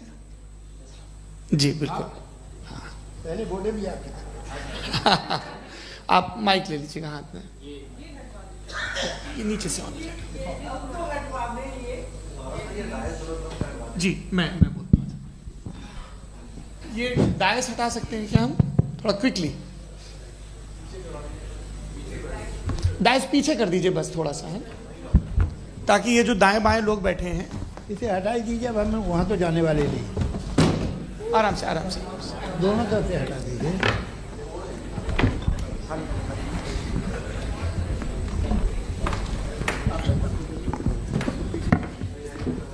इस बीच आप लोग भी अपने अपने सवाल तैयार कर लें। ये ध्यान रखेंगे कि मैं यहाँ से सवाल लूँगा, आप लोगों को अपना हाथ ऊपर करना है, अपना नाम बताना है और अधिकतम 3 वाक्यों में अपना सवाल पूरा करना है। कई लोग सवाल की जगह भाषण देने लगते हैं, उससे आज बचना है। जी मुफ्ती साहब, पहला सवाल आपका, 16 मिनट हैं, हम दोनों लोगों के सवाल लेंगे। जी जी बहुत शुक्रिया। आपकी जो अभी बात हुई बहुत अहम थी, मैं इसको चाहूँगा कि आगे डिस्कस करूँ, लेकिन चूँकि अभी ये वो सेगमेंट है क्रॉस एग्जामिनेशन, तो सबसे पहला सवाल आपसे ये है कि जो मैं इतनी देर से कॉन्टिंजेंसी आर्ग्यूमेंट आपको बता रहा था, ये अकल से ही बता रहा था हजरत, आप ये बताएं कि आप इन्फिनिट रिग्रेस ऑफ कॉजेस को पॉसिबल मानते हैं या नेसेसरी बीइंग के एग्जिस्टेंस को सही समझते हैं? चूंकि 2 ही ऑप्शन हो सकता है, आप ये बताएं। देखिए, आपको मैं ईमानदारी से बात करूं, एक तो मैं कॉन्टिजेंसी वर्ड ठीक से समझता नहीं, और इस वक्त भी जो आपने अंग्रेजी के अल्फाज इस्तेमाल किए वो ज़रा थोड़े से मुझे डिफ़िकल्ट और कॉम्प्लिकेटेड लगे, तो आप ज़रा सिंपल ज़बान में सवाल कर सकते हैं? बिल्कुल कर सकता हूँ जी। यूनिवर्स की हर चीज़ कॉन्टिंजेंट होने का मतलब यह है कि वो अपने एग्जिस्टेंस में किसी के ऊपर डिपेंडेड है। जो भी चीज़ डिपेंडेड होगी वो चीज़ इंडिपेंडेंट नहीं हो सकती, तो उसका कोई ना कोई कॉज होगा। तो अब आप क्या समझते हैं कि ये इन्फिनिट रिग्रेस है, यानी कॉज पर कॉज, कॉज पर कॉज, कॉज पर कॉज, और कभी कोई यानी ये एंडलेसली चलता रहा? क्योंकि अगर ऐसा होगा तो हम तो एग्जिस्टेंस में आते ही नहीं। लॉजिकली ये मुत्तफक अलैह चीज़ है, मुत्तफक अलैह अग्रीड अपॉन। ओके, इस पे हमने एग्री किया था कि मुश्किल शब्द आएगा तो अर्थ बताना पड़ेगा। तो इन्फिनिट रिग्रेस तो पॉसिबल नहीं है, तो कहीं ना कहीं आपको रुकना पड़ेगा ऐसे नेसेसरी बीइंग पर। नहीं, कोई जरूरत नहीं रुकने की। किसने कहा आप रुकना पड़ेगा? आप रुकते हैं खुदा पे, आप नहीं रुकते। आप कहते हैं वो हमेशा से, जब उस वक्त से है जब वक्त नहीं था। आप कहाँ रुकते हैं कि अब हुआ था वो? आप नहीं कहते। हम क्यों नहीं मान सकते कि यूनिवर्स जो है और बल्कि मल्टीवर्सेस जो है वो हमेशा से हैं, वो बनती है, बिगड़ती है। एक हमारे यहाँ एक चीज़ है ब्लैक होल, वो समेट लेता है वापस, फिर ब्लास्ट होता है, फिर फैल जाता है। और इसमें हमारी तो खैर कोई औकात ही नहीं है इंसान की। एक छोटे से जर्रे पे हम 50-60 साल की उम्र रखते हैं, जो करोड़ों अरबों साल की कायनात है उसमें, और पैदा भी नहायत ही बेहुदा वजह से हुए थे। तो इसमें ये सोचना कि इसकी वजूहात और ये क्यों है, ये डिपेंडेंट है, ये हम देख रहे हैं। क्या मालूम, आप सोचिए कि ये जो फैल रही है कायनात, ये कहाँ फैल रही है, ये कहाँ जा रही है, और ये फैल क्यों रही है? अरे बना ली थी तुमने, रुको भैया, काफ़ी है। ये फैल क्यों रही है? ये और कौन सी कायनात जिसे मैं दूरबीन से देखता हूँ तो 2 बिलियन लाइट ईयर पे है, उससे मेरा कोई वास्ता ही नहीं है। 2 बिलियन ईयर यानी अगर मैं 80,000 माइल्स पर सेकेंड से चलूँ तो 20 करोड़ साल में वहाँ पहुँच जाऊँगा। इसकी ज़रूरत क्या थी? ये दुनिया, ये कायनात तो इंसान अशरफुल मखलूक़ात के लिए बनाई गई ना। तो ये सब ये टर्म समझ में नहीं आया, इसमें कोई ख़ास समझने वाली बात थी भी नहीं। ये जो अल्टीमेट कहा यह जाता है कि ये जो पूरी यूनिवर्स है, ये जो दुनिया है, ये इंसान के लिए बनाई गई। अच्छा, ये सब इंसान के लिए। क्यों साहब, सही है ना?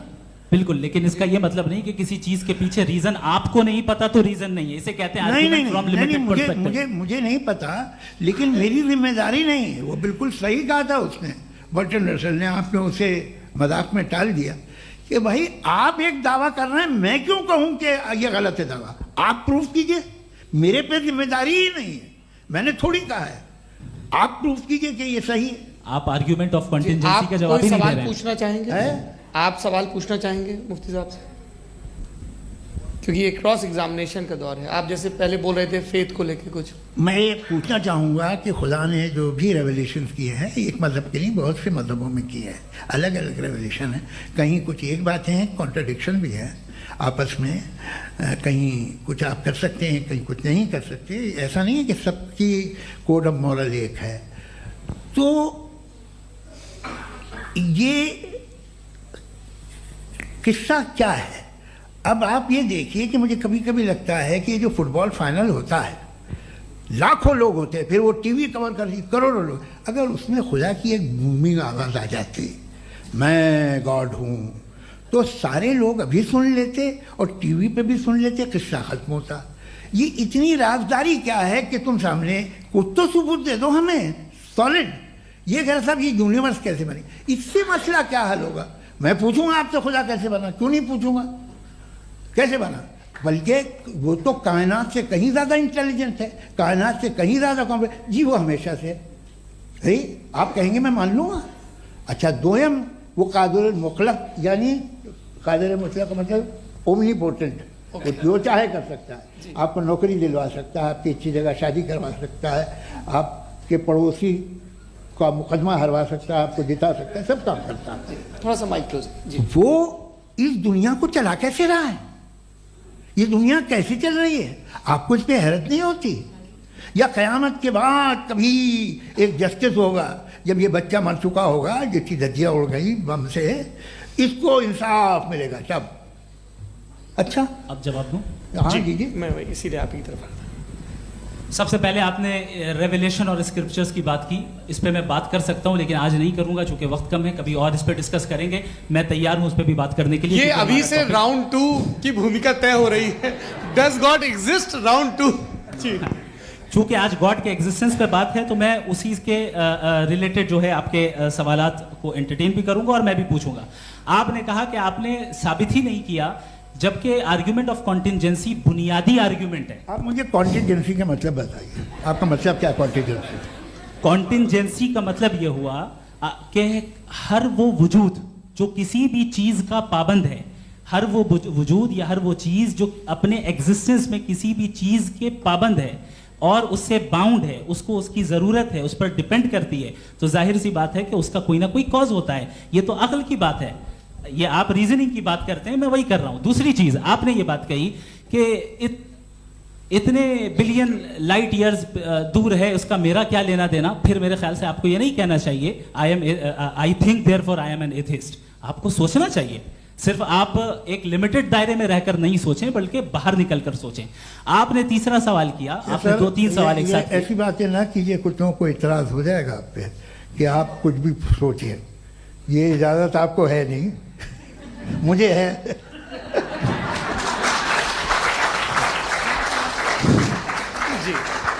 आपने प्रॉब्लम ऑफ इविल के ताल्लुक से सवाल किया और बार बार आप एक लफ्ज रिपीट कर रहे हैं कि ओमनीपोटेंट गॉड है, ऑल पावरफुल गॉड है।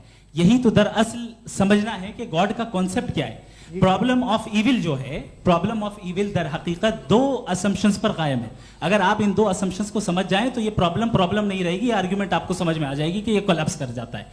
पॉइंट नंबर 1, यानी जो आपका सबसे पहला फॉल्स असम्पशन है कि गॉड मर्सीफुल है, ओमनीपोटेंट है, दुनिया में जुल्म हो रहा है।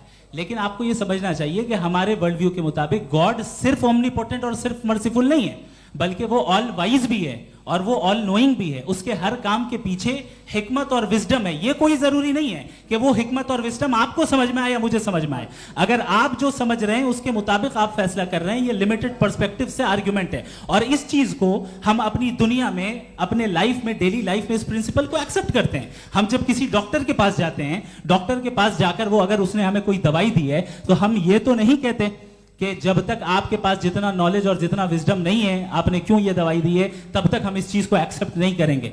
नहीं कहते, हम उसकी अथॉरिटी को तस्लीम करते हैं। क्यों? क्योंकि उसकी हम जानते हैं कि वो नॉलेजेबल है, वो विजडम वाला है, हमसे ज्यादा नॉलेज और हमसे ज्यादा विजडम है। बताएं सर। नहीं, डॉक्टर में और खुदा में बड़ा डिफरेंस है। डॉक्टर पढ़ा लिखा होता है, एक तो मैं उसकी बात सुनूंगा।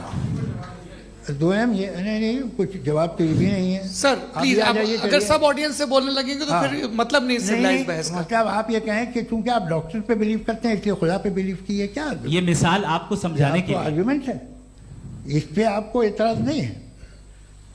तो सिंपल बात ये है कि मैं अगर ये यकीन कर लूँ कि एक ओमनीपोटेंट, उसकी मसलहत है, ये जो बच्चे मर रहे हैं ये मसलहत है उसकी, मुझे नहीं चाहिए इसकी मसलहत। उसकी मसलहत नहीं, यही तो समझना है, मतलब एक्सपीरियंस। अच्छा, इस आपने अभी मेरी बात पूरी सुनी नहीं। मैंने कहा आपका पूरा आर्ग्यूमेंट दो फॉल्स असम्पशंस पर है। एक फॉल्स असम्पशन मैंने बता दिया, दूसरा फॉल्स असम्पशन ये है कि इस दुनिया में इविल के होने का कोई गुड रीजन नहीं है, जबकि हमारे पास बाज रीजंस मौजूद हैं, हमारे पास बाज वजूहात मौजूद हैं। अगर इस दुनिया में इविल ना हो तो आप गुड को डिफाइन कैसे करेंगे?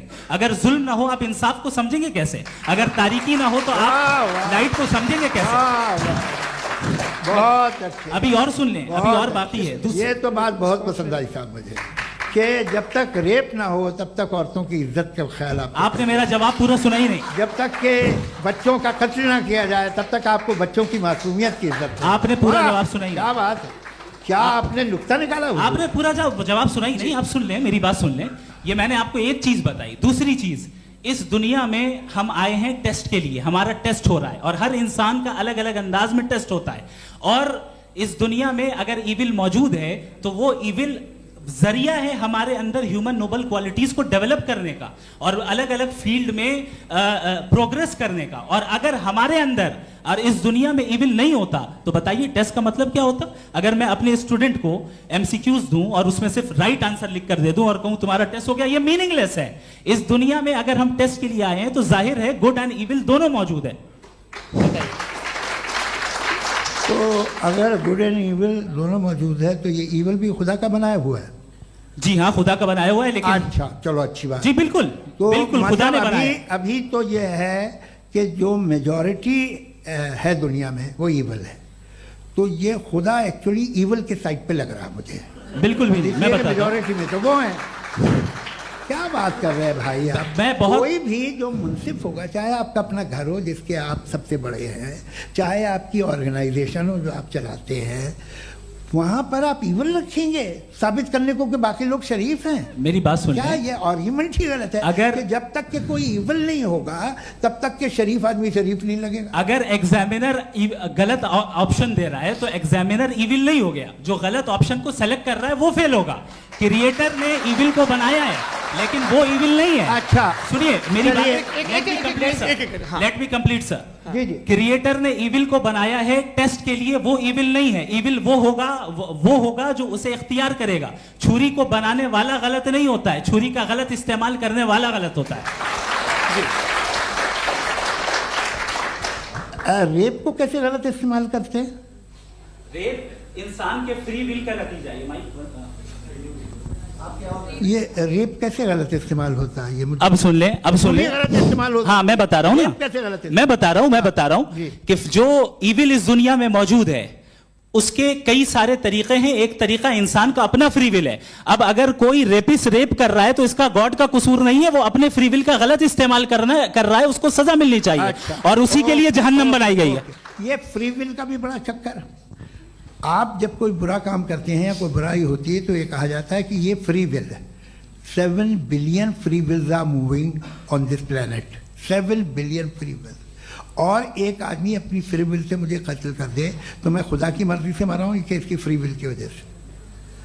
मेरी मौत खुदा के हाथ है या ये फ्री विल वाले के हाथ है? खुदा ने फ्री विल का निजाम बनाया है और उस निजाम का गलत इस्तेमाल करके कोई आपको मार रहा है, इस्तेमाल करके मेरा कत्ल कर देता है। अब मेरी मौत का जिम्मेदार कौन है? वो इंसान जिम्मेदार है। वो इंसान। जी। तो ये कहना कि और उसको सजा मिलेगी।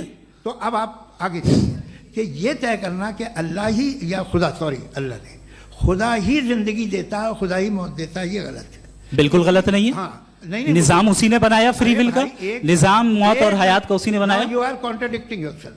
अभी आपने कहा कि एक आदमी ने फ्री विल से आपको मार दिया, इसमें उसे फ्री विल दी गई थी, उसने गलत इस्तेमाल किया। 7 billion free wills are moving on this planet और आप चाह रहे हैं कि मैं सिर्फ खुदा का ध्यान करूं। ये 7 बिलियन फ्री विल्स को मुझे लुक आफ्टर करना पड़ेगा कि नहीं? ये तो तबाहियां कर रही हैं और तबाहियां ज़्यादा हो रही हैं। बिल्कुल। तो अगर आप बताएं अगर खुदा नहीं है फॉर एग्जाम्पल, तो आप इविल को कैसे डिसाइड करेंगे? यानी how can you define evil objectively without God? देखिए, दुनिया में 2 तरह के जानवर हैं। एक जो अकेले रहते हैं जंगल में और एक जो ग्रुप्स में रहते हैं। ग्रुप में जो भी रहेगा, चाहे वो आपका फाउंडेशन हो, चाहे कोई क्लब हो, चाहे कोई पॉलिटिकल पार्टी हो, चाहे कोई यूनिट हो, उसमें आपको इंटरैक्ट करने के रूल बनाने पड़ेंगे। यानी लोग तय करेंगे। लोग तय करेंगे। अगर लोगों ने ये तय किया कि किसी का रेप करना सही है, आप जस्टिफाई करेंगे? नहीं, आपका फाउंडेशन तो ये हो गया ना कि लोग ही विल डिसाइड करेंगे। नहीं, अरे दुनिया में ऐसे ग्रुप्स हैं जो रेप को जायज़ मानते हैं सर्टेन हालात में। मैं डिटेल में नहीं जानूंगा, आप भी जानते हैं। ये जो आईसिस वाले थे जिन्होंने क्या किया था, तो उन्होंने क्या किया उसका खुदा से कोई ताल्लुक नहीं है सर। मैंने सिंपल सवाल किया कि इविल को आप डिफाइन करते कैसे हैं? आइए वापस आइए जी। आप साथ में तभी रह सकते हैं जब कुछ आप ऐसे उसूल डेवलप करें जिसमें हर एक का बेसिक तहफ़्फ़ुज़, हर एक का बेसिक राइट हो और हर एक को कोई आराम मिले।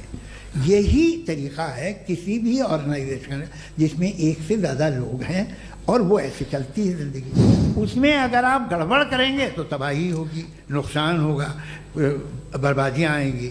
और अगर उसमें आप घर ले लीजिए ना, एक हस्बैंड है, एक वाइफ है, बच्चे हैं, वालदा भी हैं, 2 बहनें भी हैं, एक भाई भी है। अब इसमें कोई निज़ाम आपको चाहिए साथ में रहने का, और एक दूसरे पे भरोसा रहे, एक दूसरे के बहीख्वाह हों, एक दूसरे की मदद करें, ऐसी जिंदगी। सर आपकी बात आ गई। आप ये कह रहे हैं कि लोग डिसाइड करेंगे क्या सही है क्या गलत है, यही है? मेजॉरिटी डिसाइड करेगी क्या सही है क्या गलत है? अरे भाई बिल्कुल। मेजॉरिटी अगर ये कहे कि नाजी जर्मनी के साथ जिस तरह मेजॉरिटी थी कि जेनोसाइड करना सही है, आप जस्टिफाई करेंगे? उस वक्त आपका ये सवाल सिर्फ उसके बाद क्लोजिंग। हाँ, उस वक्त प्लेनेट पे जो लोग थे, उनमें कितने लोग हिटलर को सही समझते? अच्छा, प्लेनेट की मेजॉरिटी तय करेगी सोसाइटी की नहीं। प्लेनेट की मेजॉरिटी गॉड के एग्जिस्टेंस को सही मानती है, आप क्यों नहीं मानते?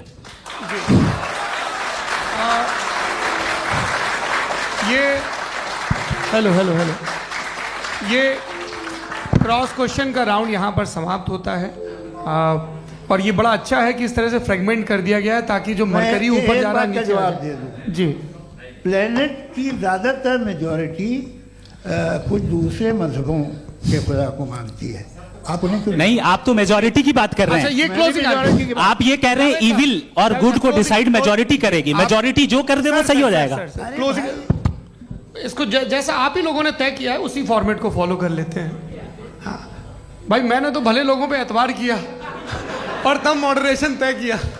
जी, आपके पास 5 मिनट का वक्त है, क्लोजिंग आर्ग्यूमेंट है, उसके बाद हम ऑडियंस से क्वेश्चन आंसर लेंगे जावेद साहब के क्लोजिंग आर्ग्यूमेंट के बाद। ओके, बहुत शुक्रिया। जी, हमारा जो टॉपिक है डज गॉड एग्जिस्ट, मैं इस पे इतने एकेडमिक तैयारी करके आया था, मुझे था कि मैंने सोचा था कि कई सारे मैं आर्ग्यूमेंट्स दूंगा, लेकिन वक्त की भी किल्लत और जावेद साहब बार बार इधर उधर चले जा रहे थे तो उसको भी थोड़ा एंटरटेन करना पड़ गया।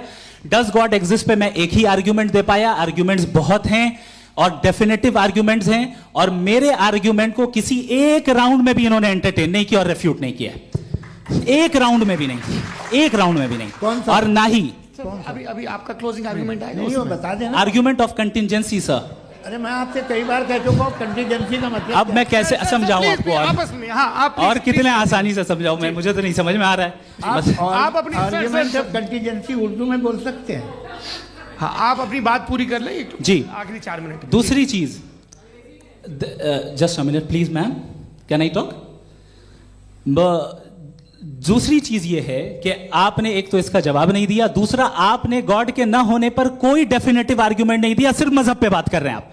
मजहब तो आज हमारा टॉपिक ही नहीं था, आज तो हमारा टॉपिक हो, आप मजहब से ले लेकर आईएस तक चले गए। भाई हमारा क्या ताल्लुक है उससे, वी कंडेम देम, और उसका गॉड से क्या ताल्लुक है? अगर कोई गलत काम कर रहा है, किसी ने किसी को कत्ल किया, किसी ने किसी का रेप किया, उसको सजा मिलनी चाहिए, और आपके पास कोई भी rational strong foundation of morality नहीं है।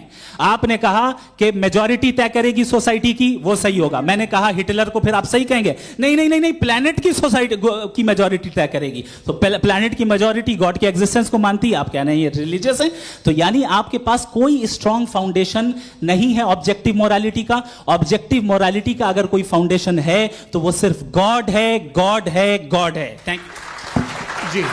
ये मुफ्ती शमाइल नदवी साहब का क्लोजिंग आर्ग्यूमेंट था। अब हमारे पास जी जी ये बड़ा अच्छा है कि दोनों लोगों को मॉडरेटर से शिकायत भी और बोल रहे भाई हमारी शाबाशी भी तो करते चलो। अब मेरी बात जी, आपके पास जावेद अख्तर साहब 5 मिनट का वक्त है, ये आपका क्लोजिंग आर्ग्यूमेंट है, टाइम रीसेट कर दें जी। देखिए बहुत सारी बातें हैं। गॉड का डेफिनेशन दुनिया के किसी भी रिलीजन में है कि वो ओमनीपोटेंट है, ओमनीप्रेजेंट है, he is just, he is kind, he loves you and so on. मैं जब दुनिया देखता हूँ तो मुझे कोई ऐसा सुप्रीम पावर यहाँ दिखाई नहीं देती है जो इंसान की बहबूदी के लिए कुछ कर रही हो, कमज़ोर को बचा रही हो, मदद कर रही हो, जालिम को पीछे हटा रही हो। मैं नहीं देखा, तारीख़ में नहीं। एक तो अगर है और ये देख रहा है तमाशा, तो उसका होना न होना बराबर है।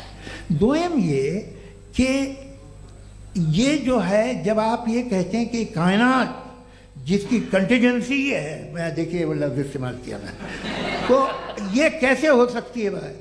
और फौरन आप सरेंडर कर देते हैं कि जाहिर है कि इसका बनाने वाला तो इससे 10,000 गुना था तो कॉम्प्लिकेटेड होगा। उस पर आपके होने पे कोई इतराज़ नहीं है। उसे वो टाइमलेस है, वो पहले से था, टाइम तो बहुत बाद में आया। ये सब आप मानने को तैयार है जिसका आपके पास कोई सबूत नहीं, आपके पास कोई रीज़न नहीं है। आपकी तारीख क्या है मजहबों की, बिलीफ की, जो खुदाओं का बिलीफ है, ये कॉन्स्टेंटली गलत साबित होता रहा है। मतलब आप कहें कि अरिस्टोटल के ज़माने में तो सब जाहिल थे, वो भी इतने ही यकीन से खुदा पे यकीन रखते थे, जो अब नहीं रहा, ये भी नहीं रहेगा। आप लिख लीजिए, और इसके आसार आपको दुनिया में दिखाई देना शुरू हो चुके हैं।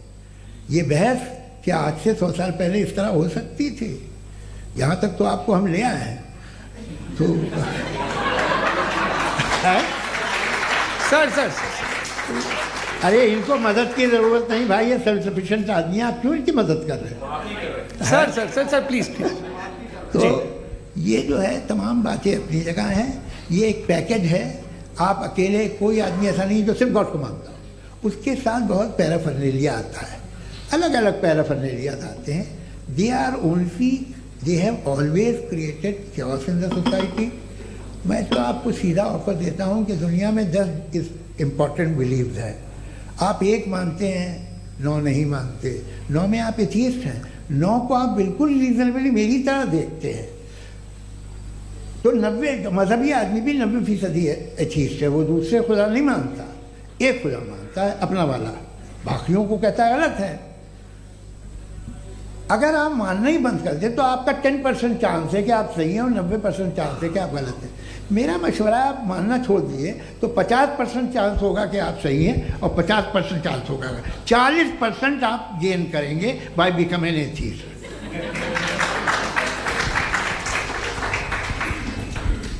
ये एक फरसूदा ख्याल है, ये ख़त्म हो रहा है।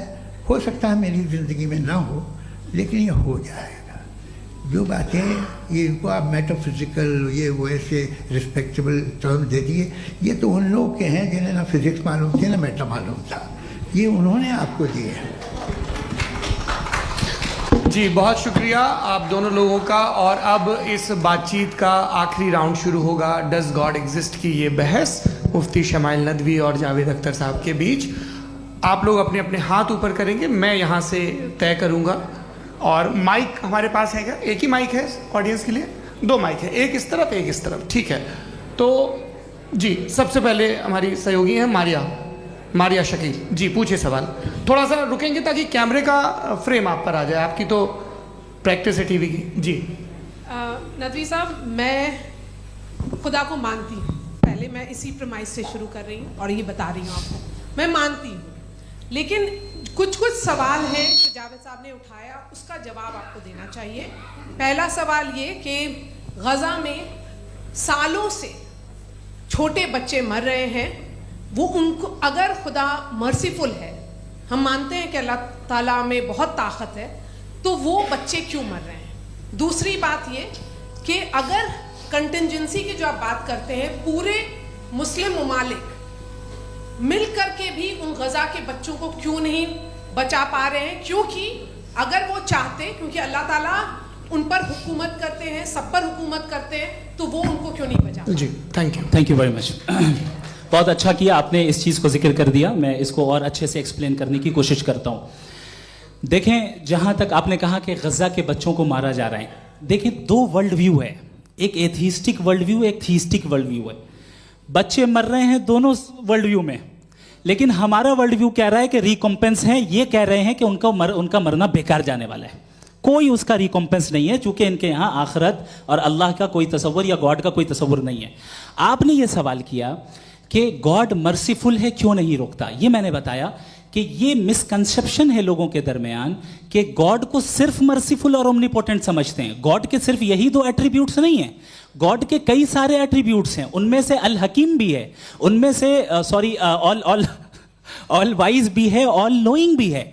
लिहाजा अगर इस दुनिया में किसी को तकलीफ आ रही है और गॉड उसको नहीं रोक रहा है, वो इसलिए नहीं रोक रहा है चूंकि इंसानों को फ्री विल दिया गया है। ठीक इसी तरीके से अगर एक डॉक्टर किसी छोटे बच्चे को इंजेक्शन लगा रहा है, उसे तकलीफ पहुंच रही है, उसके लिमिटेड पर्सपेक्टिव के एतबार से यह गलत हो रहा है और डॉक्टर बुरा है। लेकिन जब आप ब्रॉडर पिक्चर को देखेंगी, आपके और हमारे पास सिर्फ एक पिक्सल है, हमें इतना नजर आ रहा है कि गज़ा में कत्ल हो रहा है, लेकिन इसके पीछे कितना रिकॉम्पेंस उनको मिलने वाला है, पूरा पिक्चर गॉड के पास है। तो एक पिक्सल से आप पूरे पिक्चर को कभी भी जज नहीं कर सकती। आप इसमें कुछ जोड़ना चाहेंगे?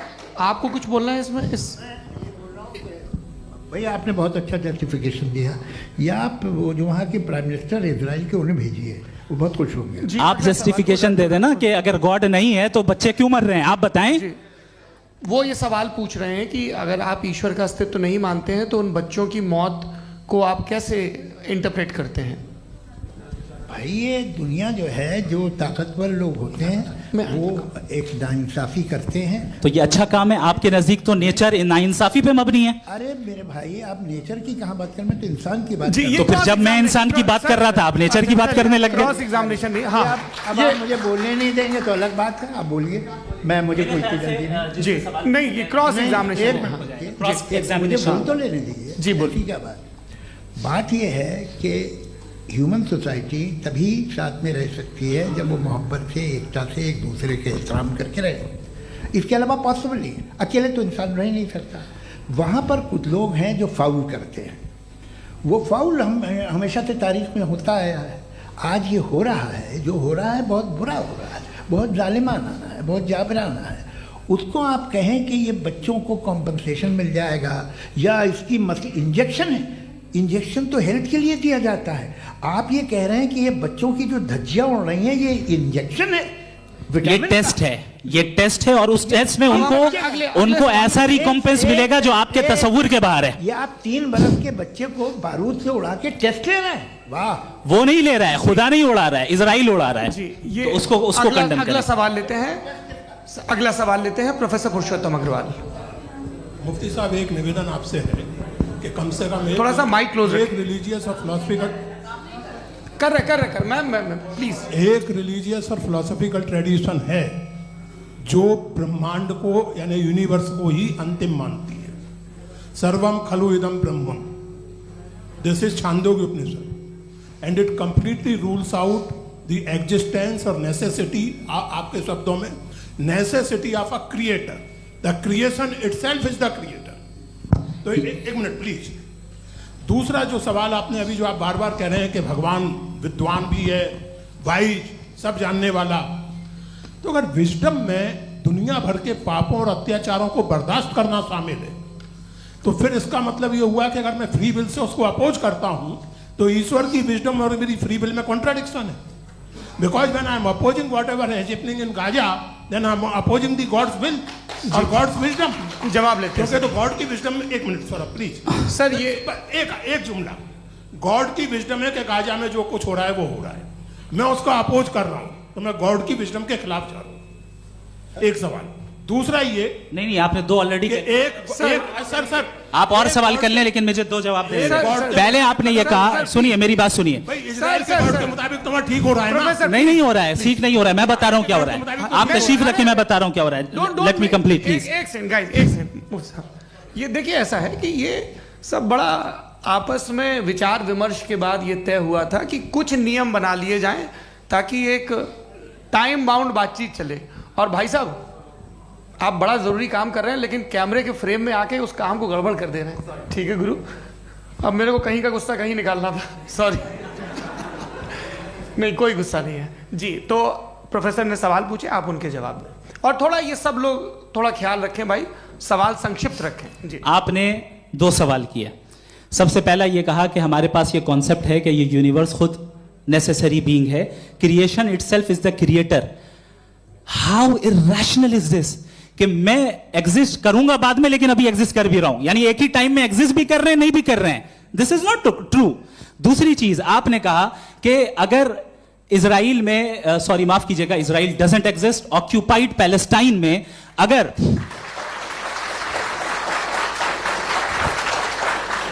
ऑक्यूपाइड पैलेस्टाइन में बच्चों को मारा जा रहा है फ्री विल की वजह से और गॉड नहीं रोक रहा, ये कॉन्ट्रडिक्शन है। ये बताइए कि एक एग्जाम में एक बच्चा गलत आंसर लिख रहा है, सुनिए, एग्जामिनर चाहे तो रोक सकता है, क्यों नहीं रोक रहा है? ये कॉन्ट्रडिक्शन है, ये कॉन्ट्रडिक्शन नहीं है। नहीं सर, ये आपस में जी, ये क्या आपका सवाल? माइक दीजिए। फ्री विल दिया गया है टेस्ट के लिए, अकाउंटेबिलिटी के लिए। अगर फ्री विल नहीं होता तो आप कहते हैं हमें रोबोट बना दिया गया। नॉट मिसरिप्रेजेंट माय पोजीशन, आपकी जो भी पोजीशन, मैं अपनी फ्री विल के नाते, अपने ह्यूमन विजडम के नाते गाजा में हो रही अत्याचार का विरोध करता हूं। बिल्कुल करना चाहिए। के हिसाब से मैं गॉड की विजडम का विरोध कर रहा हूं? बिल्कुल नहीं, जो हो रहा है गॉड की, बिल्कुल भी नहीं, बिल्कुल भी नहीं। उसका वहां पर गाजा में कत्ल होना ये इंसानों के गलत इस्तेमाल का नतीजा है, फ्री विल के इस्तेमाल का नतीजा है। गॉड इसका हुक्म नहीं देता, उससे रोकता है। यही तो मसला है ना, आपके लिए कॉन्सेप्ट क्लियर नहीं भाई, आपने तो बताया था इंजेक्शन लगाने से बच्चे को तकलीफ होती है, ये इंजेक्शन लगा। सर आप ऐसे रेटोरिक स्टेटमेंट दे तब तो कोई मसला नहीं समझते रहेंगे। This is a rhetoric statement, this is not a logical argument sir. I am sorry. आखिरी 30 मिनट बड़े मुश्किल होने वाले हैं जी। मुफ्ती साहब आगे बैठे हैं, इनको माइक दीजिए। हाँ, तरुण माइक आप अपने पास रखिए, आपको कैमरे का फ्रेम पता है जी। सबसे पहले दोनों को मुबारकबाद। एक सर अपना आप नाम बता दें। आप अमेरिका में शिकागो में रहते हैं, इतना मुझे याद है। बताया आपको, यासिर नदीम अलवाजदी मेरा नाम है। जावेद सर, आपसे क्वेश्चन है इन्फिनिट रिग्रेस के ताल्लुक से। एक हाइपोथेटिकल सिनेरियो है, मसलन अगर आप सर माइक थोड़ा सा प्लीज क्लोज रखिए जी।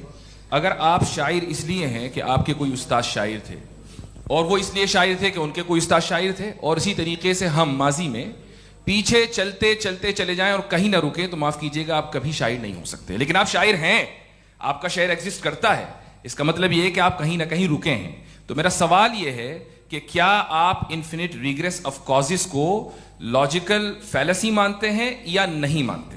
हाँ या ना? मैं इन्हें लॉजिकल फैलेसी नहीं मानता हूँ, लेकिन मेरा प्रॉब्लम यह है कि जब मैं नहीं मानता हूँ तो I will continue with this logic जो फैलेसी नहीं हो। आप एक जगह रुक जाते हैं जाके, आप कहते हैं ये गेंद कैसे बनी, ये जजीरा कैसे बना, ये समंदर कैसे बना, ये ज़मीन कैसे बनी, और अचानक गॉड पे जाके आपको ब्रेक लग जाता है। एक बार आप सवाल नहीं करते कि भाई इनको बनाने वाला तो इनसे भी कॉम्प्लिकेटेड होगा, वो कैसे बना, उसके बारे में आपने इत्मीनान कर लिया, वो हमेशा से है। तो अगर आप उसे हमेशा से मानते हैं तो फिर ये मान लीजिए कि कायनात हमेशा से है, क्या तकलीफ? फिर हम वजूद में नहीं आते जी है। हम मौजूद नहीं। अच्छा सर क्यों नहीं हो मैं सकते? बताऊंगा प्लीज प्लीज। जैसे मैंने मिसाल दी आपके शेर की, आपका शेर कभी वजूद में ना आता अगर शायद इसी तरह चलते रहते हमेशा। जी माइक मेरे ख्याल से एक सेकंड। इन्फिनिट रिग्रेस का कॉन्सेप्ट क्लियर नहीं हो पाया, सर रहने दें, लेट्स मूव ऑन सर। ठीक है, हाँ थोड़ा सा मॉडरेटर का भी ख्याल रखें। नहीं आपने तो रखा है, आपने रखा है। यहाँ पे गौहर रजा साहब हैं, वो भी एक सवाल पूछना चाहते हैं। माइक यहाँ नीचे से ऑन कर दिए, नीचे। पहले तो ये कह दूं कि मैं उन बच्चों से शर्मिंदा हूं जिनको गजा में कत्ल किया गया, क्योंकि हमारे होते हुए कत्ल किया गया। लेकिन उससे ज़्यादा शर्मिंदगी इस बात से हुई कि मुझे लगा कि मुफ्ती साहब उसको जस्टिफाई कर रहे हैं। बिल्कुल भी नहीं, आप बहुत ही गलत। मुझे लगा मैं गलत हो सकता हूं, बिल्कुल गलत। मैं सवाल पूछ रहा हूं, सवाल मैं सवाल पूछ रहा हूं। मैं जावेद भाई से डिसएग्री करता हूं। एक सेकंड देखिए, अगर देखिए ऐसा एक सेकंड आप सर वेट अरे आप कुछ मेरे पहले मुझे अपनी बात कह लेने दीजिए। अगर ऑडियंस तय करेगी तो फिर मॉडरेटर का मतलब नहीं। मेरा आप सबसे ये कहना है, ये बहस दो लोगों के बीच में है, एक तरफ मुफ्ती साहब, एक तरफ जावेद साहब। पिछले 1.5 घंटे से ये लोग अपने अपने तर्क रख रहे हैं। आपकी इनसे इत्तेफाकी हो सकती है, ना इत्तेफाकी हो सकती है। मेरे उस्ताद मुझे सिखा गए हैं कि मुखामुखम में असहमति की गुंजाइश बची रहनी चाहिए। अगर मैं आपकी बहुत इज्जत करता हूं गौहर साहब, आपने जो कमाल की किताबें लिखी, साइंटिफिक टेम्परामेंट, लेकिन मेरी ये गुजारिश है आप सबसे कि यदि आप इन लोगों ने जो बोला उन पर टिप्पणियां करेंगे तो ना वक्त की पाबंदी रहेगी, ना वो अनुशासन। आप सवाल पूछ लें, उस सवाल में जो बात आ जाए वो आ जाए। मैं जावेद साहब से डिसएग्री करता हूं, इसलिए जावेद साहब से सवाल पूछ रहा हूं। आपका सवाल जावेद अख्तर साहब से। और सवाल यह है मेरा कि जावेद साहब ने कई बार लॉजिक का इस्तेमाल किया कि साइंस में लॉजिक है और रिलीजन में लॉजिक नहीं है। मेरा ख्याल यह है कि रिलीजन में भी लॉजिक है, लेकिन उस लॉजिक की बेसिस ये है कि आप रुक जाते हैं, जिसका जिक्र जावेद साहब ने बार बार किया, यानी खुदा के तसव्वुर पे आते हुए, गॉड के तसव्वुर पे आते हुए रुक जाते हैं। और इसमें सवाल पूछना मतलब फॉरबिडन होता है। सवाल यह है कि क्या जावेद साहब इससे एग्री करते हैं कि साइंस की लॉजिक अलग है और रिलीजन की लॉजिक अलग है? बताइए सर।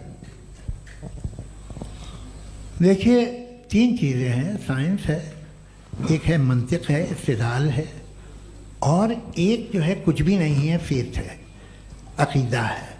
मैं अकीदे की लॉजिक का कायल नहीं हूँ। मुझे आप इस्तिदलाल से, लॉजिक से, रीज़न से समझाइए, मैं मानने को तैयार हूँ, मेरा क्या नुकसान होगा। लेकिन ये कि अकीदे पे मैं नहीं जा सकता हूँ। अकीदे का मतलब है कि तुम ये मान लो, सवाल ना करो, ये नहीं। आप सारी बातें करके, बड़ी साइंटिफिक बातें करके एक जगह जाके खुदा के वजूद पे रुक जाते हैं, सरेंडर कर देते हैं। मैं सरेंडर करने को तैयार नहीं। That's all. जी, ये आगे सर बैठे हुए हैं, इनको माइक दीजिए। भाई वो आप पूछना चाह रहे थे ना भाई? हाँ, नहीं मैं ये थैंक यू जी। आपका नाम? आसिम इफ्तिखार। आसिम जी, पूछिए। सर, जावेद सर से सवाल है कि आपने अपने माइक थोड़ा करीब है। अपने क्लोजिंग स्टेटमेंट में ये बात कही थी कि मज़हब का जो फ्यूचर है वो ज़्यादा दिन नहीं जाने वाला है, लेकिन मैं देख पा रहा हूँ कि जो ऑक्सफोर्ड यूनिवर्सिटी की एक स्टडी है 2011 में हुई है, जिसके 50 एकेडमिशियंस ने इसको अंजाम दिया था, उसमें वो ये कहते हैं कि जो फेथ इन गॉड है वो इनबिल्ट है ह्यूमन नेचर के अंदर, जिसको हम कहते हैं फितरत के अंदर शामिल है वो। और वो ये कहते हैं कि अगर कोई ये समझता है कि मज़हब को वो ख़त्म कर देगा तो ये उसकी गलत फहमी है। तो आप इसके बारे में, इस स्टडीज़ के बारे में क्या कहते हैं? ठीक है, मैं उनसे एग्री नहीं करता हूँ। वो कौन से प्रोफेसर होंगे? ऐसा उनके पास डेटा है, इन्होंने डेटा के बेस होगा। डेटा क्या हो सकता है? फ्यूचर का डेटा तो नहीं हो सकता ना उनके पास। प्रेजेंट का डेटा हो सकता है। डेटा आपने सुना 100 साल पहले का बाद का डेटा, मैंने तो नहीं सुना आज तक। तो आज उनकी ये राय है और होगी राय, ठीक है, दुनिया में तरह तरह की राय है लोग, लेकिन मैं समझता हूँ कि वक्त के साथ इंसान ज़्यादा से ज़्यादा रीजनेबल और लॉजिकल होता जा रहा है। आज आप देखिए वेस्टर्न यूरोप में क्या परसेंटेज है नॉन बिलीवर्स की, बहुत हाई, वहाँ चर्च खाली पड़े होते हैं। तो अल्टीमेटली तो इंसान कोई ऐसी बात बहुत अरसे तक नहीं मान सकेगा, चाहे गलत या सही, जो उसे उसके दिमाग को, उसके जहन को, उसके लॉजिक को अपील न करे। वो कह रहे हैं तो ऑक्सफोर्ड के होंगे तो कैम्ब्रिज के होंगे तो मुझे क्या लेना देना, उनका डेटा मुस्तकबिल का नहीं हो सकता है। जी दीपक, हाँ पूछिए। मैं आऊँगा अभी, पीछे की साइड भी आऊँगा, माइक वहीं भेजूंगा 2-3 साल के लिए। जी जावेद साहब आपसे सवाल है। नमस्ते। अरे भाई सर, अगर आप ही लोग तय करना है तो फिर 200 लोग तय कर लें। ये सब नहीं sir, please don't do this sir. Sir everybody has a right sir, but we can only take selected questions. No sir, ये यंग लोग भी हैं तो इनकी ये अब उतने यंग, भाई आप यंग हैं कि नहीं हैं? वो कह रहे हैं वो भी यंग हैं साहब, आप उनकी नौजवानी पर दावा उनको ही करने थे। हाँ मुफ्ती साहब आप यंग, हाँ पूछे। अरे भैया सर मेरा सवाल ये है, कुछ इनसे भी तो पूछो। जी नहीं, बस आपसे एक सवाल है। जैसे थीस्टों के पास अपने जो ईश्वर को मानते हैं उनके पास अपने सोशल गेट टुगेदर्स हैं, 5 रोज़ा क्रिसमस आने वाला है, होली है, दिवाली है, ईद है। एथिस्ट क्या ऑफर कर रहे हैं? मतलब मैं इनकी दुकान से बोलूं मैं आना चाहता हूं उस तरफ, पर मैं अट्रैक्ट नहीं हो पा रहा हूं। मैं सोशल गेट टुगेदर्स क्या है आपके पास? वो ये कह रहे हैं कि जो धार्मिक लोग हैं, अलग अलग धर्म के लोग, उनके उत्सव त्योहार कॉन्ग्रेगेशन बहुत हैं। अब आपको मैं एक सुनाता हूँ, यहाँ हिस्टोरियन भी बैठे हैं, मृदुला जी आप बताइएगा सही है क्या। ये एक कॉन्स्टेंटाइन, एक ग्रीक रोमन बादशाह था जो क्रिश्चियनिटी आने के 400 साल बाद उसने डिसाइड किया कि मैं क्रिश्चियन हो जाऊंगा, मेरी पूरी स्टेट कैंसिल हो जाएगी। उस ज़माने में ऐसे ही होता था, राजा जो धर्म इख्तियार करता था वो जनता भी कर लेती थी, इसलिए कि वो हो गया था बैंकरप्ट, और उसे जो मेडिटेरियन कोस्ट के रिच क्रिश्चियन वो थे मर्चेंट, उससे पैसा चाहिए था। तो उसने कहा यार क्रिश्चियन हो जाओ। तो उसने अपने वजीर से कहा कि भाई ये हिस्ट्री है कि अब हम लोग क्रिश्चियन हो जाते हैं। कहले सर हो जाएंगे, कोई प्रॉब्लम नहीं है, लेकिन एक प्रॉब्लम ये है कि 17 दिसंबर से 25 दिसंबर तक जो पेगन फेस्टिवल होता, जो पेगन जो फेस्टिवल होता है वो बंद हो जाएगा, इसलिए कि हम क्रिश्चियन हो गए तो होगा नहीं। तो वो बच्चों को बहुत बुरा लगेगा, पब्लिक को बहुत इंजॉय करते हैं, खासतौर से 25 को मेन डे। उसने कहा हाँ ये तो सही कह रहे हो, ये जीसस क्राइस्ट की पैदाइश कब थी? कहले साहब वो अप्रैल में थी। नहीं कट करो, वो 25 दिसंबर को है। यह हकीकत है जी। और 400 साल बाद क्रिश्चियनिटी के अप्रैल से दिसंबर ले आए, और इसलिए कि यहाँ पेगन फेस्टिवल होता था। अब मनाते हैं आप आराम से। ये जो सारे फेस्टिवल हैं ये रिलीजन से, हर एक को एक इंटरटेनमेंट डिपार्टमेंट चाहिए होता है अपनी कंपनी चलाने के लिए। तो ये रिलीजन ने, ये सेकुलर त्योहार थे जिन्हें रिलीजन्स ने ले लिया है। ये मौसम के थे, फसलों के थे, किसानों के थे, उसको आपने लेके रिलीजियस रंग दे दिया। ये कोई रिलीजन से थोड़ी आए आप। अच्छा हमें देखिए, हम तो मुल्द हैं, हम ईद मनाते हैं, हम दिवाली मनाते हैं, हम होली मनाते हैं, हम क्रिसमस मनाते हैं। बम्बई की फिल्म इंडस्ट्री की सबसे बड़ी होली हमारे घर में, सबसे बड़ी ईद हमारे घर में। वो हमारी सोशल वो है, हमारा हेरिटेज है। ऐसा थोड़ी है कि we will throw the baby along with the water. ये तो अच्छी चीज़ है, इन्हें रखो, जो बेकार है फेंक दो। जी हाँ हेलो जी, मेरा सवाल नादवी जी से है। जैसा कि आपने बोला कि गॉड टाइम के भी परे हैं, और गॉड इतनी कॉम्प्लेक्स चीज़ है कि उसे ह्यूमन माइंड समझ नहीं सकता, और गॉड ने अर्थ पे फ्री विल भी दे दी है। तो आप अपना वक्त ज़ाया क्यों कर रहे हैं गॉड के बारे में बात करके? अपन को तो बात करनी चाहिए कि सोसाइटी को बेहतर कैसे करें। जी, मैं गॉड वही बताता है सोसाइटी को कैसे बेहतर करें। अभी मैं आपका जवाब देता हूँ। आपने कहा कि टाइम पे वो एग्जिस्ट नहीं करता, सो नहीं, मेरा सवाल ये है कि जैसा आपने बोला कि गॉड बहुत ही कॉम्प्लेक्स चीज है। मैंने कहा ही नहीं कि कॉम्प्लेक्स है, तो आपके अल्फाज हैं। कॉम्प्लेक्स का लफ्ज गॉड के लिए सुइटेबल नहीं है। क्यों? क्योंकि कॉम्प्लेक्स वो चीजें होती हैं जो ऑब्जेक्ट हो। God is not an object जिसको आप इंस्ट्रूमेंट के जरिए लेबोरेटरी में जाके टेस्ट करें, oh it's very complex. No, वो कोई कार का इंजन नहीं है। वो फिलोसॉफिकली नेसेसरी बीइंग ऐसी बीइंग है जो सिंपल बीइंग है। हाँ, आप उसको मुकम्मल तौर पे उसकी तमाम हिकमतों को जान ले और हर चीज को जान ले, ये पॉसिबल नहीं है, क्योंकि वो ऑल वाइज है, आप ऑल वाइज नहीं है, और वो खुदा है, वो आपको सारी चीजें बता दे, ये जरूरी नहीं। मेरा सवाल ये नहीं था, मेरा सवाल ये था कि जब गॉड इतना परे है इस दुनिया से कि उसने अर्थ पे फ्री विल भी दी है, हम सब ह्यूमंस की फ्री विल है, और जो सोसाइटी में हो रहा है वो अपन लोग डिसाइड करेंगे, तो अपन लोग डिसाइड नहीं करेंगे ना, अपन लोग डिसाइड नहीं करेंगे। गॉड जो है, गॉड ने वो उसकी जात, उसकी एग्जिस्टेंस टाइम एंड स्पेस से परे है, लेकिन वो हमारा टेस्ट ले रहा है और उसी गॉड ने हमें बताया कि तुम्हें क्या करना है क्या नहीं करना है, तो जाहिर उस गॉड की बात सुनेंगे ना। जी, वो पीछे एक चश्मा लगाए जो मैम खड़ी हैं, उनको दीजिए। हाँ, आप जी जी बिल्कुल आएंगे। देखिए मैं कोशिश कर रहा हूँ सब तरफ जाने की। हाँ, उनको दीजिए माइक। जी, हेलो सर, मैं ओमनी प्रेजेंट नहीं हूँ, टाइम पाबंद हूँ और जहां तक कोशिश कर सकता हूँ करूंगा। जी, अपना नाम बताइए। मेरा नाम उर्सुला है, मैं दिल्ली यूनिवर्सिटी की एक स्टूडेंट हूँ और मैं स्टूडेंट फेडरेशन ऑफ इंडिया से हूँ।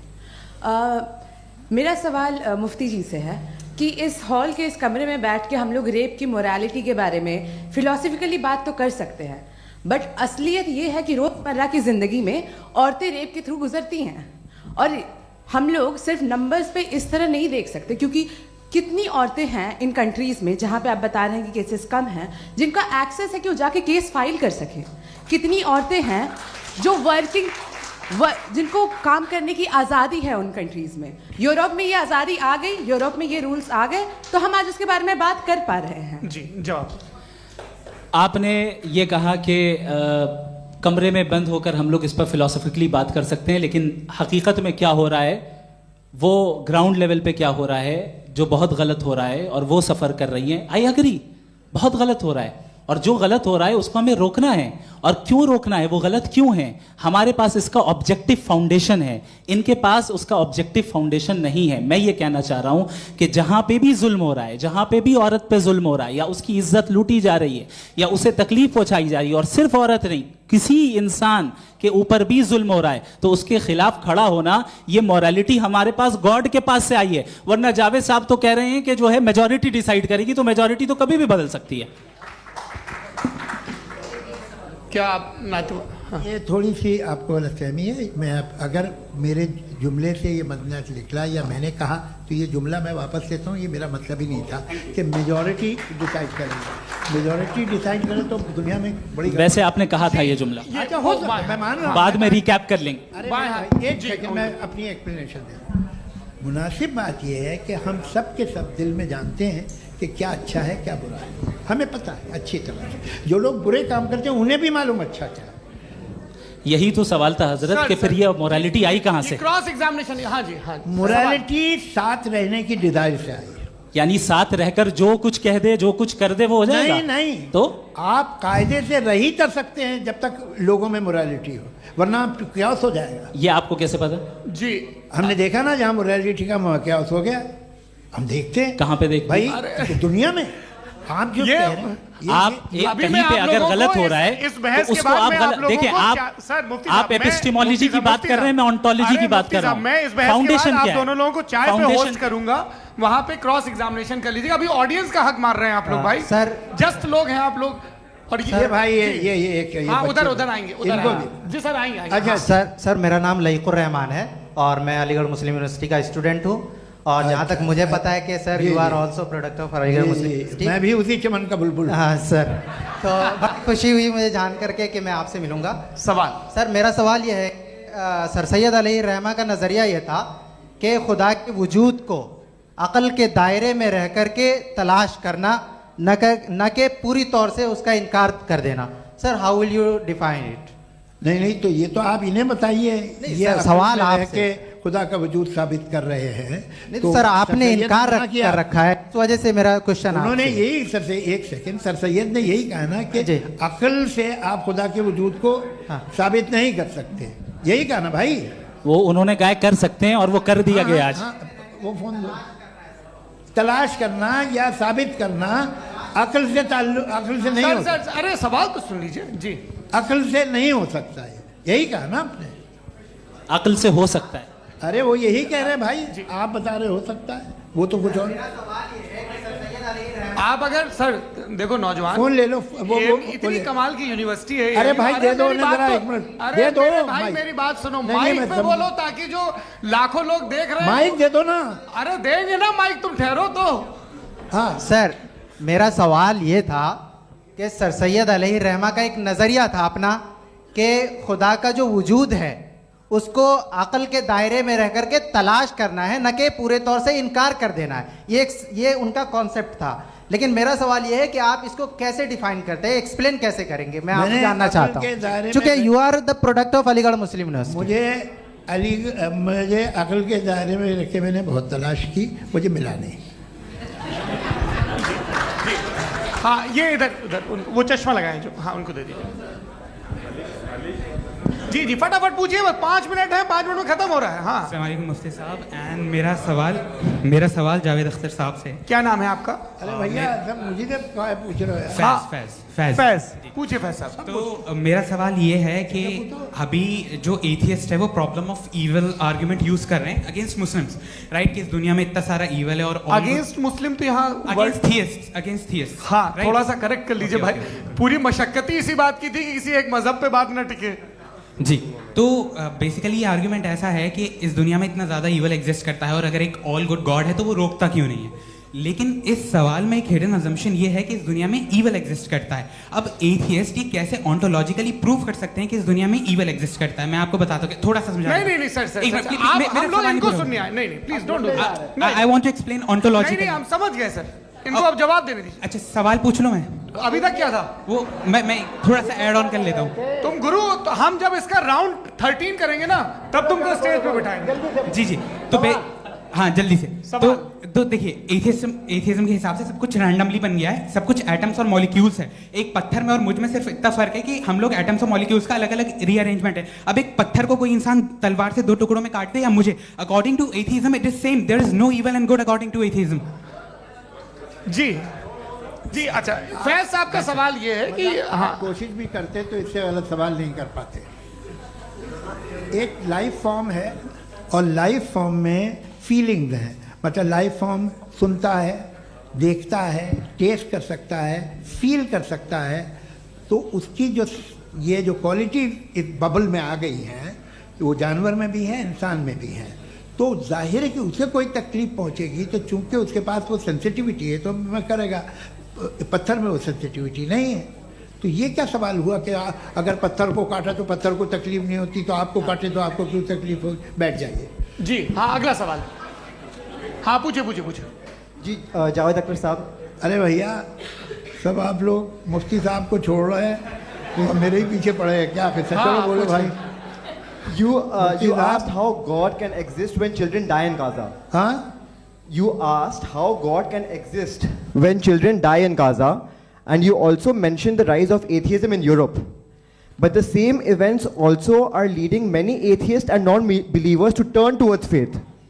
How do you interpret this contradiction, where suffering pushes some away from God, yet brings others closer to belief? आपको एक बात बताऊं, दुनिया परफेक्ट तो कहीं भी नहीं है, हर जगह कुछ खामियां हैं। बेटा एक मिनट, मैं आप ही को कहेंगे, देखो वो तो कुछ खामियां, कमज़ोरियां, खराबियां सब जगह है। लेकिन अगर देखोगे ईमानदारी से कि दुनिया सबसे ज़्यादा महज़्ज़ब कहाँ है, एक आम शहरी को कहाँ हुकूक हासिल हैं, वो बोल सकता है, अपनी मर्ज़ी से काम कर सकता है, अपनी मर्ज़ी से राय दे सकता है, हुकूमत के ख़िलाफ़ बोल सकता है, बरसरे इक़्तिदार लोगों के बारे में बोल सकता है, सरमायादारों के ख़िलाफ़ बोल सकता है। तो आपको ये स्कैंडिनेवियन कंट्रीज़ में मिलेगा, वेस्टर्न यूरोप में मिलेगा। मैं नहीं कह रहा वो परफेक्ट है, बिल्कुल नहीं, वहाँ बहुत ख़राबियाँ भी हैं, परफेक्ट तो कोई। लेकिन जिन जिन मुल्कों में, लैटिन अमेरिका देखो, गल्फ़ देखो, वहाँ पर आपको ये ज़रूर है कि रेप नहीं होते होंगे। रेप की ज़रूरत क्या है भाई? उसको तो ख़रीद लो, घर में रखो, सड़क पर रेप करने की क्या ज़रूरत है? मगर सुनिए, मगर हकीकत ये है कि वहाँ शख्सी आज़ादी राय देने की, बोलने की नहीं है। जी, ये एक आखिरी सवाल मुफ्ती साहब से। हाँ मैम, इनको माइक दीजिए। शुक्रिया। मेरा नाम मनीषा है, मैं हरियाणा से आई हूँ। मैं मुफ्ती साहब से एक बात पूछना चाहती हूँ। आप बार बार जावेद साहब को कॉन्ट्राडिक्ट तो कर रहे हैं कि आपने ये कहा, लेकिन आप भी अजम्पशंस के बेसिस पे बात कर रहे हैं। आपने खुदा के होने का कौन सा प्रूफ पेश किया है खुदा की एग्जिस्टेंस का? अब इस सवाल को अलग रहने दीजिए, कौन एथीस्ट है कौन नहीं है। और दूसरी बात जो आपने एक छोटी सी कही थी कि ये फ्री विल का इस्तेमाल करता है इंसान अपनी, लेकिन इस फ्री विल का इस्तेमाल में मतलब खुदा ने ये दे दी सबको ये इजाजत कि वो कितना घिनौनापन और कितने ज्यादा खराब से खराब तरीके इस्तेमाल कर सकता है। जवाब सुनते जी। आप फ्री विल को मानती है ना, या अब कहती है कि फ्री विल नहीं है ना? मानती है ना? तो अब आपके पास इसका कोई एक्सप्लेनेशन नहीं है कि अगर एक इंसान उस फ्री विल का इस्तेमाल करके गलत काम कर रहा है और बच के अच्छी जिंदगी गुजार के निकल जा रहा है, उसका कोई रिकम्पेंस नहीं है। हमारे वर्ल्ड व्यू में जो इंसान गलत काम कर रहा है उसको भी रिकम्पेंस यानी उसका बुरा बदला मिलना है, और जो सही काम कर रहा है उसको सही बदला मिलना है। लिहाजा जो फ्री विल है वो इस तरीके से है कि एक लिमिटेड टाइम तक खुदा ने मोहलत दी है। ऐसा नहीं कि छूट दे दी, जो करना है करते रहो हमेशा। वक्त आएगा जब एग्जाम का टाइम खत्म होगा तब रिजल्ट आएगा। दौराने एग्जाम जबरदस्ती आपको नहीं बताया जाएगा। अरे भाई एक सेकंड, जी सवाल मुफ्ती साहब से मेरा, मुफ्ती साहब से जी हाँ हाँ हाँ मैम रुक जाइए। आपसे फोन, आप इसके बाद आपसे यही रहेंगे वो। हाँ बोलिए। मैं मुफ्ती साहब एक ही सवाल करता हूँ कि अगर जो हो रहा है फ्री विल से हो रहा है और एक दिन बरोज़ क़यामत इंसाफ होगा मैशर में वगैरह वगैरह, तो दुआ क्यों मांगते हैं लोग? दुआ मांगते हैं इसके मतलब है अभी भी उसने ये डिपार्टमेंट रखा है कि मैं रोज़मर्रा की ज़िंदगी में बिल्कुल बिल्कुल ही कैन। तो तुम कैन हो, तुम मुझे नौकरी दिला देते हो, मेरे बेटे को ग्रीन कार्ड दिला देते हो, और 45,000 बच्चे मरते उन्हें रोकते नहीं हो।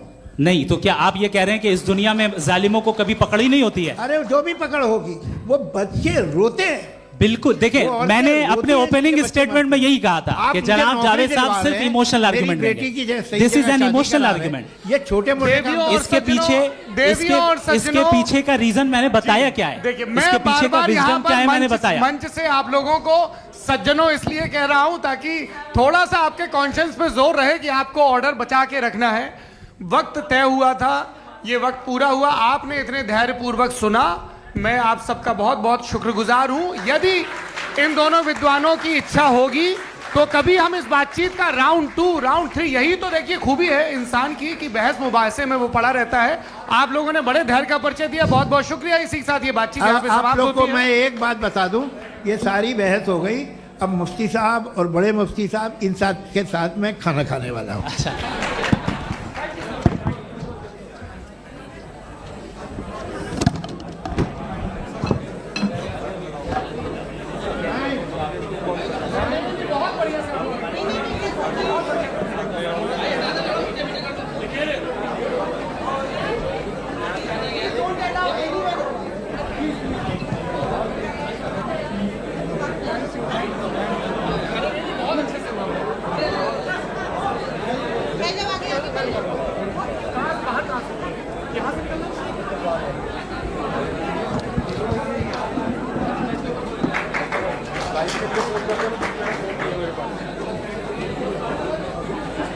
आप